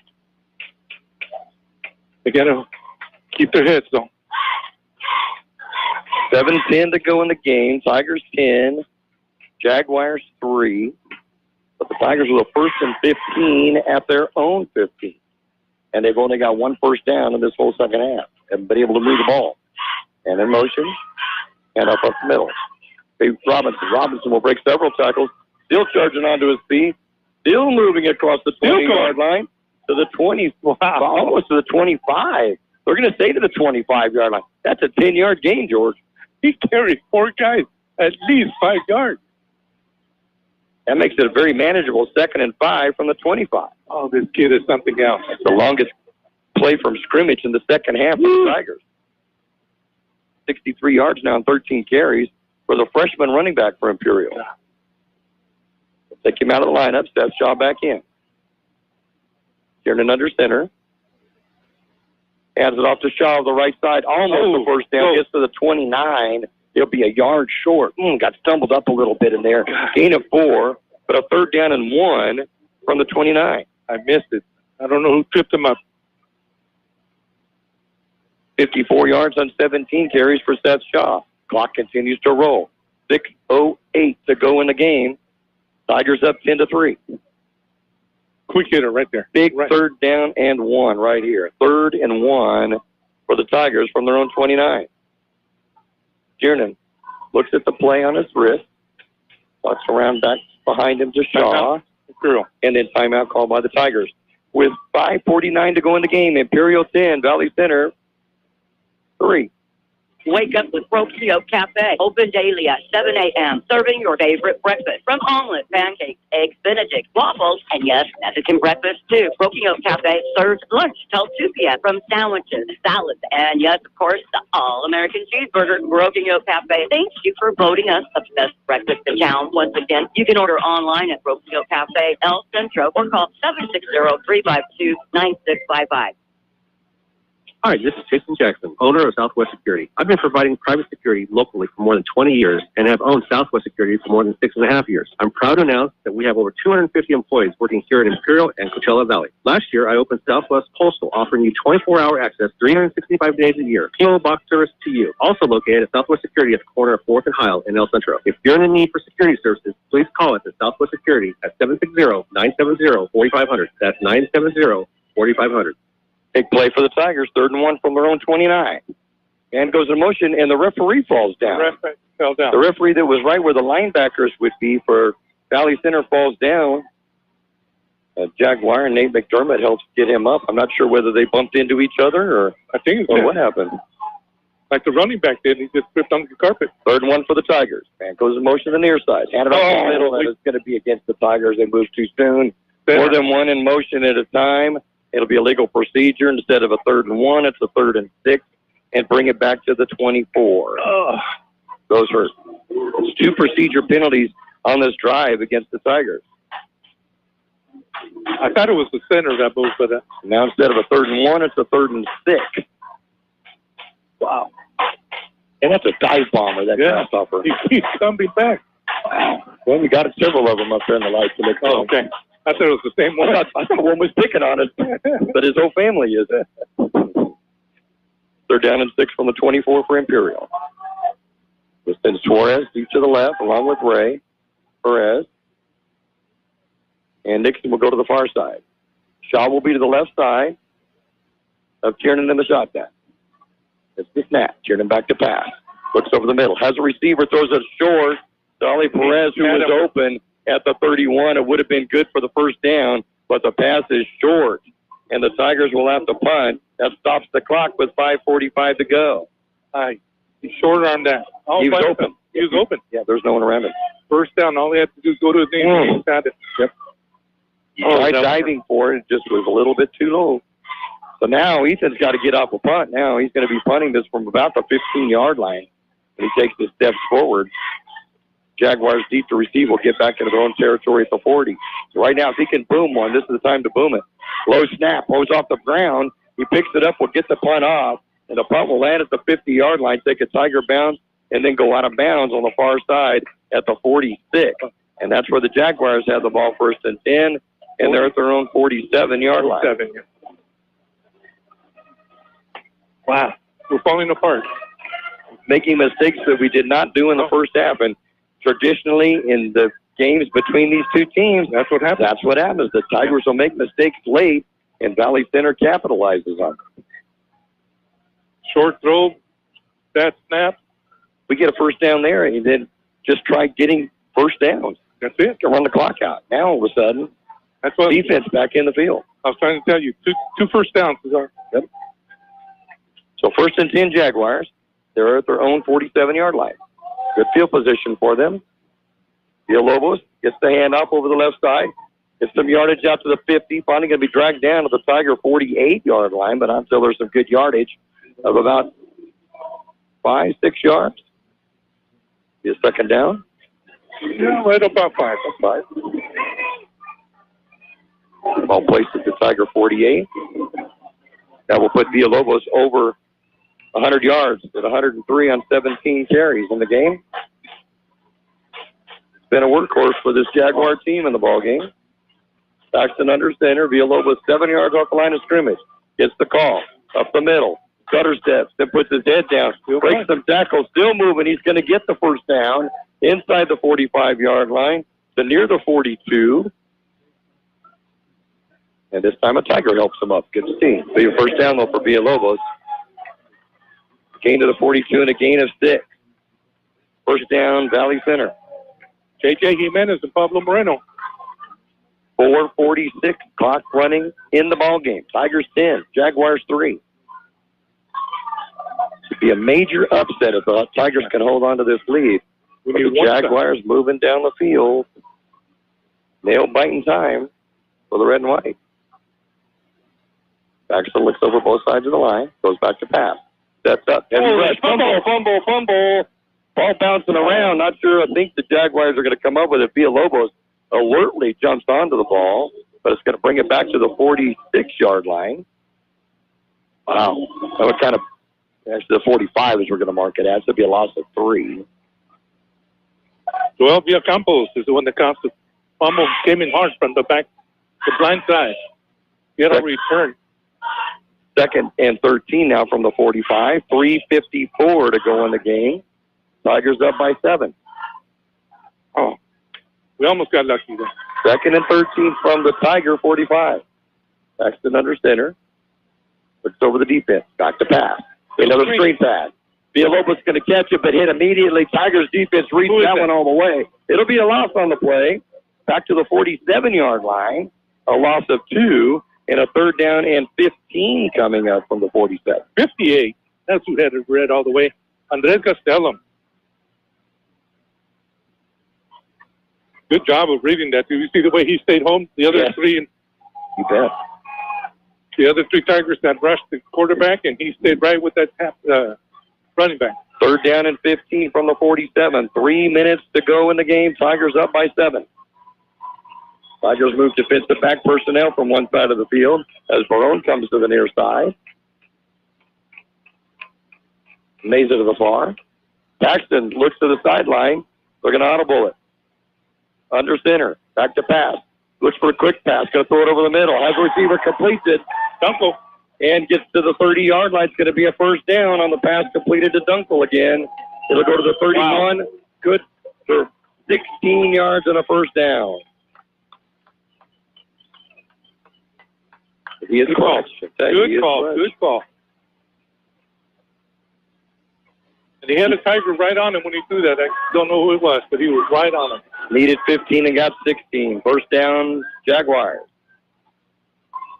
126-yard passing on the 9 now for Paxton. Yells out signals to east side of his line, under center. And it off Villalobos up the middle. Villalobos breaks tackles line of scrimmage, then caught from behind and brought down. Good alert play. Max Galvarez. I can't believe Max caught him from behind. He will get down to the 26-yard line or 27? 27-yard line, be a gain of 4. Second down now and 6.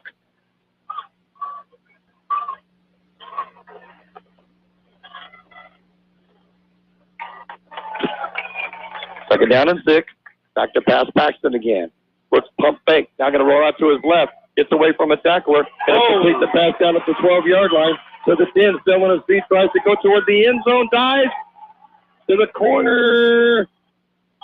And no, we're going to say he went out of bounds at the 2.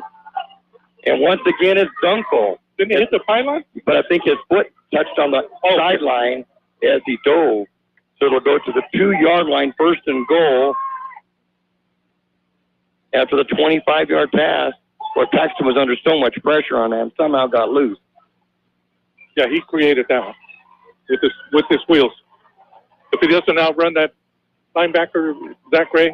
First and goal, Jaguars from the Tiger 2. 1:31 to go. They'll send 2 other running backs to block. Dunkel will come into the backfield along with Leonard. Villalobos is at the tailback.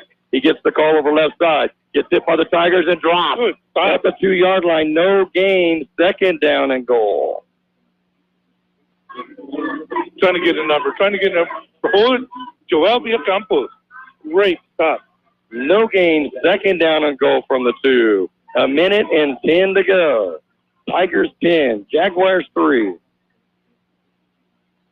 Paxton talking to his players after getting the call from head coach Rob Gilster on the sideline. The clock is under a minute. Second down and goal and timeout on the field with 56 seconds remaining. It's Imperial 10, Valley Center 3. Bo and his team of employees at Stan's Auto Body are constantly striving on giving you 100% satisfaction on getting your vehicle repaired and fixed right. Stan's Auto Body is grateful for the support they hear from the job they're doing and being highly rated with CarWise.com. Yes, accidents are disturbing, and Stan's Auto Body is here for you to ease the pain and fix your vehicle as fast as possible. Stop by at 1880 West Euclid Avenue in El Centro. El Zarape restaurant in Imperial is 100% authentic Mexican cuisine. Their extensive menu features traditional handmade Mexican dishes with nothing but fresh ingredients. El Zarape restaurant has taken it over the top with their creative ideas like stuffed special quesadillas with carne asada, shrimp, or pollo asada. And yes, there's something on the menu for everyone, like 17 different burritos. El Zarape restaurant, open Monday through Thursday, 10 a.m. to 7 p.m. and Friday, 9 a.m. to 8 p.m. 56 seconds to go. Tigers 10, Jaguars 3. The Jags have the ball. Second down and 2. Second and goal from the Tiger 2. Paxton under center. And he's trying to carry it himself up the middle. He's short. He's going to be short at the 1. The clock rolls. 50 seconds to go. It's a third and goal from the 1-yard line. What a goal line stat is. I got to And the Tigers hold again. Clock down to 37 seconds. The Jaguars may be out of timeout. Third and goal from the 1. Paxton under center will try it again. He fumbled the ball. The line of scrimmage will recover it. I believe it went in the end zone. The Tigers have recovered it. No way. The Tigers have recovered the ball, and it's going to be a touchback in the end zone. Yes. They were marking it as a touchback. One of the referees were. Now let's see what's going to be called. The referees do a huddle at the 1-yard line. Dorel Campos is holding the ball in the backfield, and the ball on the snap was fumbled by Paxton. The ball went into the end zone, and I believe it's going to be a fumble recovery by the Tigers, and the Tigers should have the ball. No, they're saying it's going to be Jaguars' ball. They said it was not a fumble. They're saying that Paxton was down, and it's a 4th and goal at the 1. 4th and goal at the 1 with 12 seconds to go. The ref in the middle is the one that did this. He did. He showed his arm showing that it was a touchback. And the accomplice was holding the ball up in the air. But I guess now, I will say this, though. And, head coach David Shaw's out there, very demonstrative, like, how can that happen when my player has the ball? But I think what happened, George, is I think the ball was fumbled on the snap, and I think his knee was down and the ball got loose. Okay. So that's what I'm thinking it was. At least that's what it looked like through the binoculars.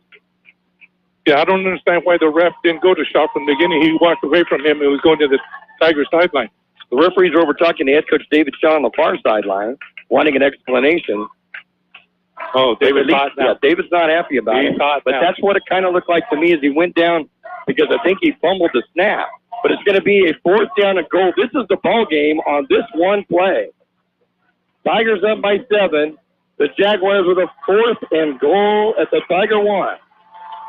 Paxton, under center, gets the snap, hands to Villalobos. Touchdown, Jaguars. Villalobos scores with 8 seconds to go. Oh, who's the flag on? Oh, let's don't get a flag against us. We don't need that. I think they're pointing this way.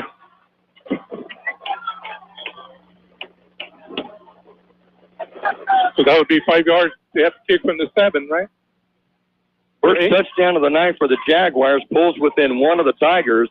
It's 10-9 Imperial, and the Jaguars are going to have to kick an extra point with an extra yardage on top of it.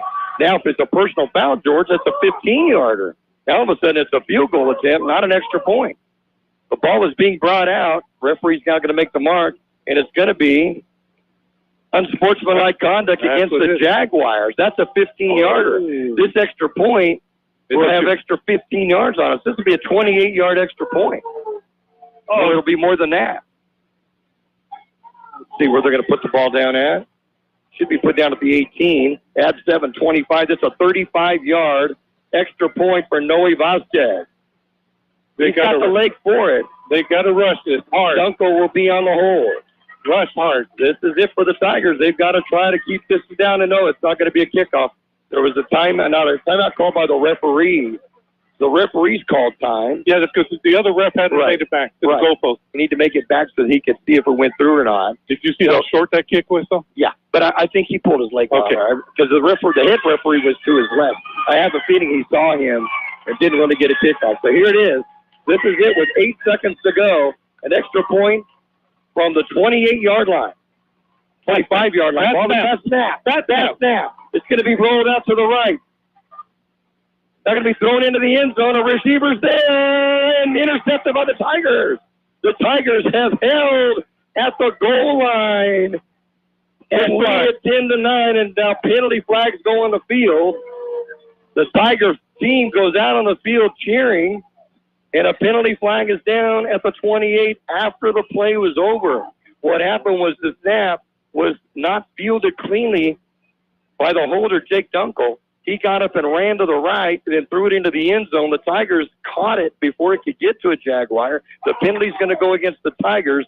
So the kickoff, or the ball will be going to the Tigers.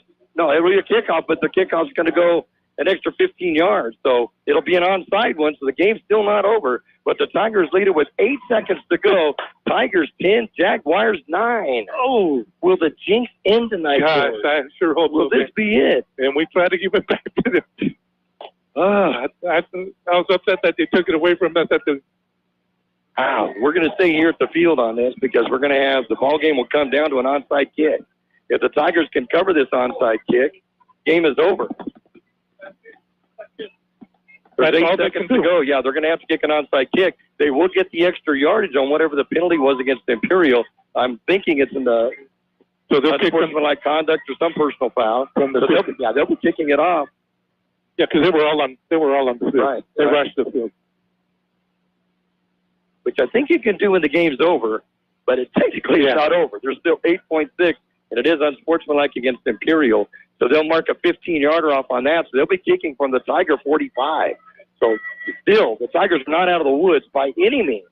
They've got to recover this onside kick. All hands. All hands to the front. All hands on deck. You bet. 10 players are going to be within 15 yards of the football. It has to go 10 yards, and Noe Vasquez will be going on the onside kick. He'll be kicking right directly in front of us, 45-yard line, and he'll be trying to kick it towards the far side. Zach Ray is there to try to recover it. Yeah, Ollie. And the ball is down. Bounces up in the air. Tigers will recover. Penalty flag in the field. Offside, I believe, is going to be called against the Jaguars. So we'll do this again. That's 5 yards back. It'll put it back to the 50-yard line. Uh-oh, somebody's down over there. And down for the Tigers and getting up slowly on the play and being helped to the sideline and holding his shoulder. Can't see it. It's going to be Suarez. Be Dominic. Oh, it's Dominic? Yep. Okay. But he stays in the game. He's a gamer. I think he's the one that caught it, right? I think, yeah. And I think it's going to be a 5-yard penalty. It is going to be a legal procedure or offsides against Valley Center. So instead of from the 45, it'll put it at the 50-yard line. 8 seconds to go. Imperial 10, Valley Center 9. He kicked that one too hard. That was way too hard. And now he's got a chance to try and make it right. Right? Now he can soften it up a bit.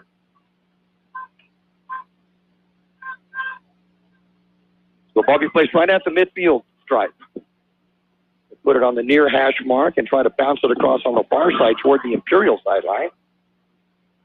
Jimenez is over on that side. Zach Ray's over on that side. Rashard Robinson's on that side. Seth Shaw's right in the middle. Seth right in the middle. So let's see what they do. Here it goes. It's kicked. It's going to be hit by a Jaguar. It's going to be offsides against the Jaguars again. So move it back again. That'll put it back to the Valley Center 45. And we'll try it for a third time to get this onside kick. Again, this is ball game, really. If the Tigers can recover it, game over. 8 seconds to go. Tigers up by 1. So everybody lines up again, this time from the Jaguar 45. Again, it's Zach Ray, Jimenez, Shaw, Robinson, and Suarez all on that side. And there it is. It'll bounce up in the air. It's hit by Jaguar before it gets 10 yards. That should be Tiger ball.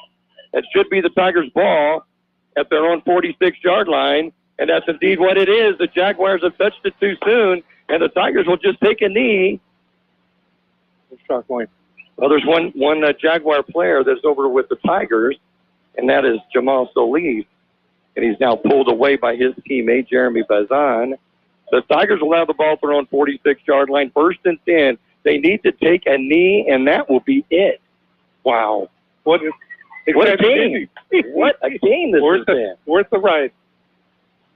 The Tigers led this one 10-0 at the half. Jaguars came back to make it 10-3, scored again with 8 seconds to go to make it 10-9, missed the extra point, and the Tigers are now within a knee of ending the jinx. We will tell you about that in the postgame show. Okay, no penalty. Kiernan will be there. Robinson will, and now the referees will call timeout for Imperial. 8 seconds to go. It's Imperial 10, Valley Center 9. The Imperial Tiger Football Association was started years ago to help the football team with much-needed equipment and sending the players to special training. Now, through their fundraising efforts from the past and now, the Imperial Tiger Association is proud of what they have accomplished and what they will continue to do in the future. They're always looking for new members. You can call Victor at 760-960-6317. That's 960-6317 if you're interested in helping out. Go Tigers! This is it. Tigers line up to take the knee to win this ball game at Valley Center. Kiernan under center will take the knee. That should do it. The clock goes down. 5, 4, 3, 2, 1. Tigers win. Tigers have ended a 10-game losing streak. Their first win over Valley Center. Final score, Imperial 10, Valley Center 9. And we'll be back to give you the statistics, the scoring, the rundown in just a moment. Learning a new skill, continuing your education, or returning to school for the first time can be stressful. IVC has the resources to help you succeed by offering programs to eligible students who qualify for tuition assistance, book grants, and additional programs like IVC's Kitchen Pantry, housing program, career services support, and so much more. Let Imperial Valley College help you become a college graduate. Visit imperial.edu/admissions to register today. Imperial Valley College is recognized nationwide as a top 10 community college for college excellence. Start that day off right with your favorite drink from Brickhouse Coffee, next door to Brickhouse Deli at the Lisa Tucker Center in Imperial. Brickhouse Coffee has so many drinks to choose from. Hot drinks, blended drinks, or cold drinks, including the best tea in the valley with different flavors. Open daily with a convenient drive-thru. And next door, Brickhouse Deli with big, full, fresh flavor. The Valley's premier deli, serving breakfast and lunch. So come visit them both at the Lisa Tucker Center on West Ayton Road in Imperial. For over 60 years, the Imperial Quarterback Club has supported all sports teams at Imperial High School. The money they raise goes a long way, keeping our kids busy with school activities. Members are parents and community people who care and want to donate their time. If you would like to become a member, call Betty or Larry Zinn at 760-355-1312. That's 760-355-1312. The Quarterback Club wishes the Imperial Tigers a great season. Go Tigers! Have you been wanting new flooring but putting it off? Don't wait anymore. Derma floor covering has the flooring you want at blowout prices. Yes, I mean blowout prices. Hardwood plank, regularly priced $9.99 a square yard, now $3.99 a square yard, and over 1,100 square feet in stock. Select tiles, regularly priced $5.99 to $6.49 a square foot, now on sale at $1.34 to $1.99 a square foot. Stop by Derma's Floor Covering today, 220 North J Street in Imperial. Your flooring wishes can come true at Derma's Floor Covering. Final score here in Valley Center, Imperial 10, Valley Center 9. Tigers score first with a 10-play, 38-yard drive in 6 minutes and 10 seconds. And at 4:45 to go in the first quarter, Ethan Gonzalez, his first field goal of the year, a 36-yarder, and the Tigers led 3-0. They would add a touchdown to that at the 7:18 mark of the second quarter with a 3-yard run by Seth Shaw, his fourth of the season, on a 6-play, 29-yard drive keyed by the interception of Angel Barone. And then his return put the ball at the 29-yard line, made a short field for the Tigers, and then the extra point by Ethan. The 10-0 halftime lead by the Tigers, but then the Tigers just sputtered in the second half. Woo! 3 and out. Like, we got to get some ball going here. I thought we were going back to a couple of years ago when we thought we had it in the bag. Right. Had a big lead at the half and lost. Jaguars came roaring back. 8-play, 50-yard drive, and with 4 minutes to go in the third quarter, a 22-yard field goal that was good by Noe Vasquez. And the Tigers, on that though, George, when you think about it, the Tigers held, it's like the 2-yard line on that field goal. How many times? That they got. How many times? Yeah, they had a first and goal at the 4, second and goal at the 2, third and goal at the 5, fourth and goal at the 3, and they had to get the field goal. Yeah. Great job by the Tiger defense. And with 4 minutes to go in the third quarter, Tigers led 10-3. And then the Jaguars had the ball, 5:40 to go at their own 47-yard line, and they would methodically move the ball down the field. They would get an 11-play, 53-yard drive. It would use 5 minutes and 42 seconds off the clock. Or, no, not quite 5:42. I'll take that back. It was 5:32 off the clock. And with 8 seconds to go, Corey Villalobos would score from a yard out. And again, the Tiger defense on that. There was a 25-yard pass from quarterback Colton Paxton to Jake Dunkel. Got the ball down to the 2. Was first and goal at the 2, second and goal at the 2, third and goal at the 1. And with fourth and goal at the 1, Villalobos is finally be able to punch it in with 8 seconds to go. But on the extra point to tie it up, the snap was mishandled, a little bit of a bad snap down on the ground, and Dunkel picked up the ball, rolled out to his right, threw it into the end zone. It was intercepted in the end zone. That was it. That was Dunkel holding. Right, Dunkel was holding, yeah. And he's the one, that's the one I had picked out that we needed to watch. And that was it. And the Tigers would hold, and then on the onside kick would make the recovery, and that would be it. The Tigers would come up with their third victory of the year with a 10-9 score. Offensively for the Tigers, C.J. Tiernan really struggled at quarterback passing, completed just 3 of 7 passes for 10 yards in the game. Of those, Alejandro Perez would have 2 for 13 yards, and then Devin Meza 1 for -3. But rushing, Rashard Robinson, 13 carries, 63 yards. Seth Shaw, 17 carries, 54 yards, and a touchdown. And then C.J. Tiernan, 2 carries for 3 yards. The Tigers would have 122 yards rushing, and then added with the 10 passing, 132 yards in offense for the Jaguars. Colton Paxton really passed a bunch in the second half. He was 3 of 13 in the first half for 31 yards. Will end up 9 of 25 for 151 in the ball game. And in those receptions, let's see, Villalobos would have 2 of the receptions for 10 yards. Dunkel would have 3 receptions for 57 yards. There'd be a 4-yard reception by Noe Vasquez, who also does their kicking for them.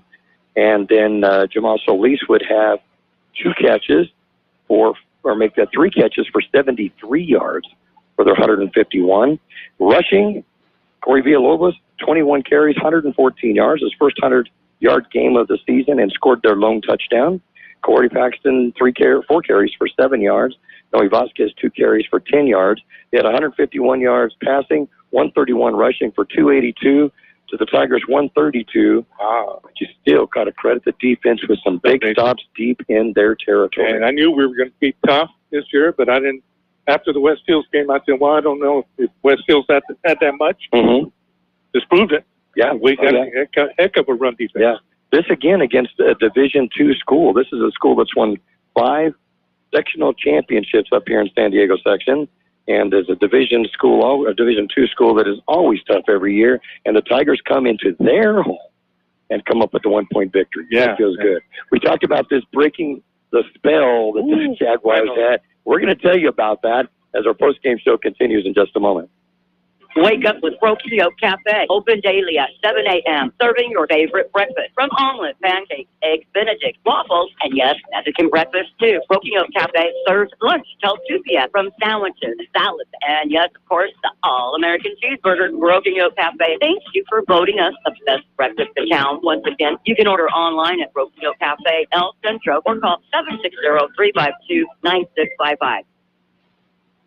Bo and his team of employees at Sam's Auto Body are constantly striving on giving you 100% satisfaction on getting your vehicle repaired and fixed right. Sam's Auto Body is grateful for the support they hear from the job they're doing and being highly rated with CarWise.com. Yes, accidents are disturbing, and Sam's Auto Body is here for you to ease the pain and fix your vehicle as fast as possible. Stop by at 1880 West Euclid Avenue in El Centro. We had talked about this breaking the spell the Jaguars had over the Tigers. Coming into this game, Imperial had not beaten Valley Center in 10 previous contests. Let me just give you some of the scores in the past. First time they met was back in 2008, and the Tigers lost to Valley Center 64-6 in a playoff game. That was here in Valley Center. Tigers would then host the Jaguars in 2011 and would lose 47-14. Came back up here the next year in 2012, and despite a 204-yard rushing performance by Royce Freeman, the Tigers would lose 33-21. The teams did not meet in 2013, but then renewed the rivalry in 2014 in Imperial, but the Tigers would lose 21-14. Aaron Bonillas, remember that name? Yeah. 18-33, 202 yards and a touchdown. Tigers lose by 7. Back up here in 2015, Jaguars 37-21 win. Back to Imperial in 2016. Wyatt Rodriguez, 14-22 for 220 yards, a pair of touchdowns, to Raymond Beeman, who got 5 passes for 247 yards. Brandon Hueso, 24 carries, 247 yards against Valley Center. Hard to believe. And the Tigers lost 34-31. Back up here to Valley Center in 2017. Wyatt passes for 15 of 26 for 202 yards and a touchdown. Brandon Hueso, 218 yards rushing this time. Scores a TD. Tigers lose 27-20. Back to Imperial in 2018. They get blown out 40-14 by the Jaguars. Back up here in 2019. The Tigers were on the edge of breaking an 8-game losing streak with a 20-3 second quarter lead against Valley Center. Game went back and forth in the second half where the Jaguars scored the winning touchdown late in the ball game to pull out a 37-34 victory. Joey Ramos, stellar night, grabbing 10 passes, 124 yards and 2 touchdowns. Added a third score with an 86-yard kickoff return. Averaged 48 yards on his punt. Ryan Bonillas caught a 67-yard touchdown pass for Imperial. Brennan Adams had a huge 60-yard touchdown run. Tigers rolled up 332 yards of offense on a team that's known for their defense, and the Tigers lose 37-34. Wow. And last time they met last year in Imperial, Jeremiah Naylor scored a touchdown for Imperial, but the Tigers will lose 20-7. They finally win tonight. Final score, Imperial 10, Valley Center 9. Great job by the Tigers. The defense, I got to give it to the defense. And this kid killed us last year.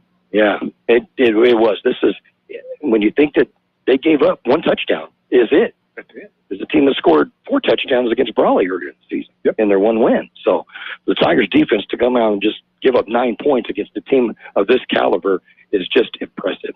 We'll come back to wrap this one up in just a moment here in Valley Center. Score, Imperial 10, Valley Center 9. El Zarape Restaurant in Imperial is 100% authentic Mexican cuisine. Their extensive menu features traditional handmade Mexican dishes with nothing but fresh ingredients. El Zarape Restaurant has taken it over the top with their creative ideas like stuffed special quesadillas with carne asada, shrimp, or pollo asada. And yes, there's something on the menu for everyone, like 17 different burritos. El Zarape Restaurant, open Monday through Thursday, 10 a.m. to 7 p.m., and Friday, 9 a.m. to 8 p.m. The Imperial Tiger Football Association was started years ago to help the football team with much-needed equipment and sending the players to special training. Now, through their fundraising efforts from the past and now, the Imperial Tiger Association is proud of what they have accomplished and what they will continue to do in the future. They're always looking for new members. You can call Victor at 760-960-6317. That's 960-6317 if you're interested in helping out. Go Tigers! Just a little bit south of us, final score, San Diego State defeats Idaho State 38-7. And that's their first win in their new stadium there. Beautiful stadium there. Idaho State. Do you know who is a Hall of Famer at Idaho State? I'll throw one at you. Oh, no. Her brother's going to come to Imperial next week. We're going to go bowling on Saturday. Oh, who? Lerna Thames. No. She is a volleyball and basketball Hall of Famer from Imperial High School at Idaho State. There you go, a little trivia for you. Lerna? Lerna.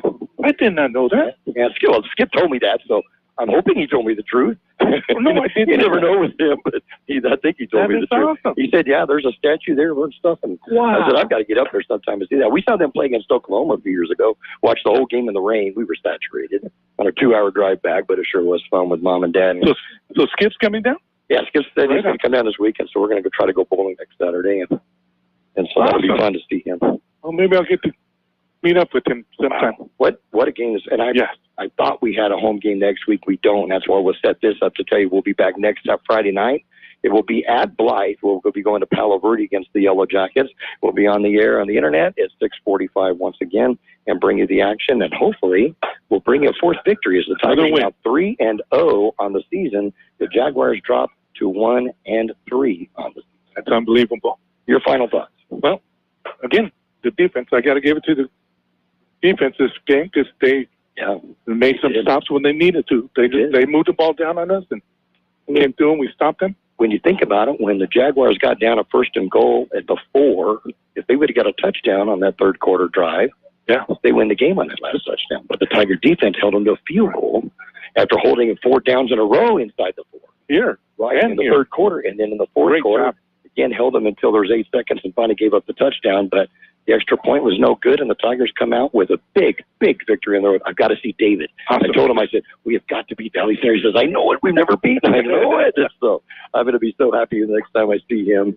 How excited I'm sure he is and the rest of this team is to come. There's a long trip up here to Valley Center in North San Diego County and come away with a 1 point. He's got a couple of buddies that are visiting from out of town. One is Walter Jefferson, played ball with him in the 90s. Went on, I think he played at Fresno State basketball. Okay. And who else? Oh, yeah, that we were talking about him coming up. And Cedric Thompson came in from Minnesota. Played for the Dolphins, Vikings. Who else? Patriots. Okay. And there was another team that's escaping me right now. Played for Calipatria High School for David Hughes, head coach there, right? And then went on to the Minnesota Gophers in college. Stellar career as defensive back. And yeah, he was here. We didn't get to see him. Yeah, he's here. We saw him out before the game. We saw him at a distance, but he's out here at the game as well. So what a game for the Tigers. We thank all of our sponsors for being with us. We thank everyone who tuned in and hope you listened all the way down to the final of this. This is an exciting one to watch, and we hope you enjoyed it as much as we told it to you, because this was an exciting game. One of the best ones we have called in a long times. So we thank you for the sponsors. Yeah. Thank you for Gabe back in the studio, keeping us apprised of the action. We thank Kurt as well. Thank Lee Elder for updating us with scores. Thank you, Lee, on that. And everybody who listened in. Everybody listening. Lois texted that she was listening in. Kyla up in Idaho. Roy back in Texas. Peggy was listening in. She said, man, that was a close one at the end. So we know she was listening in. And we just enjoy bringing this to you every Friday or tonight, Saturday night. Yeah. And hope you come back with us next Friday night. It'll be fun. Yes. This is it from Valley Center. For George Grijalva and Mickey Dale signing off in Valley Center. Final score, Imperial 10, Valley Center 9, as we're referring to the studios of KXO. Yes. The best oldies on the radio. 1230 KXO.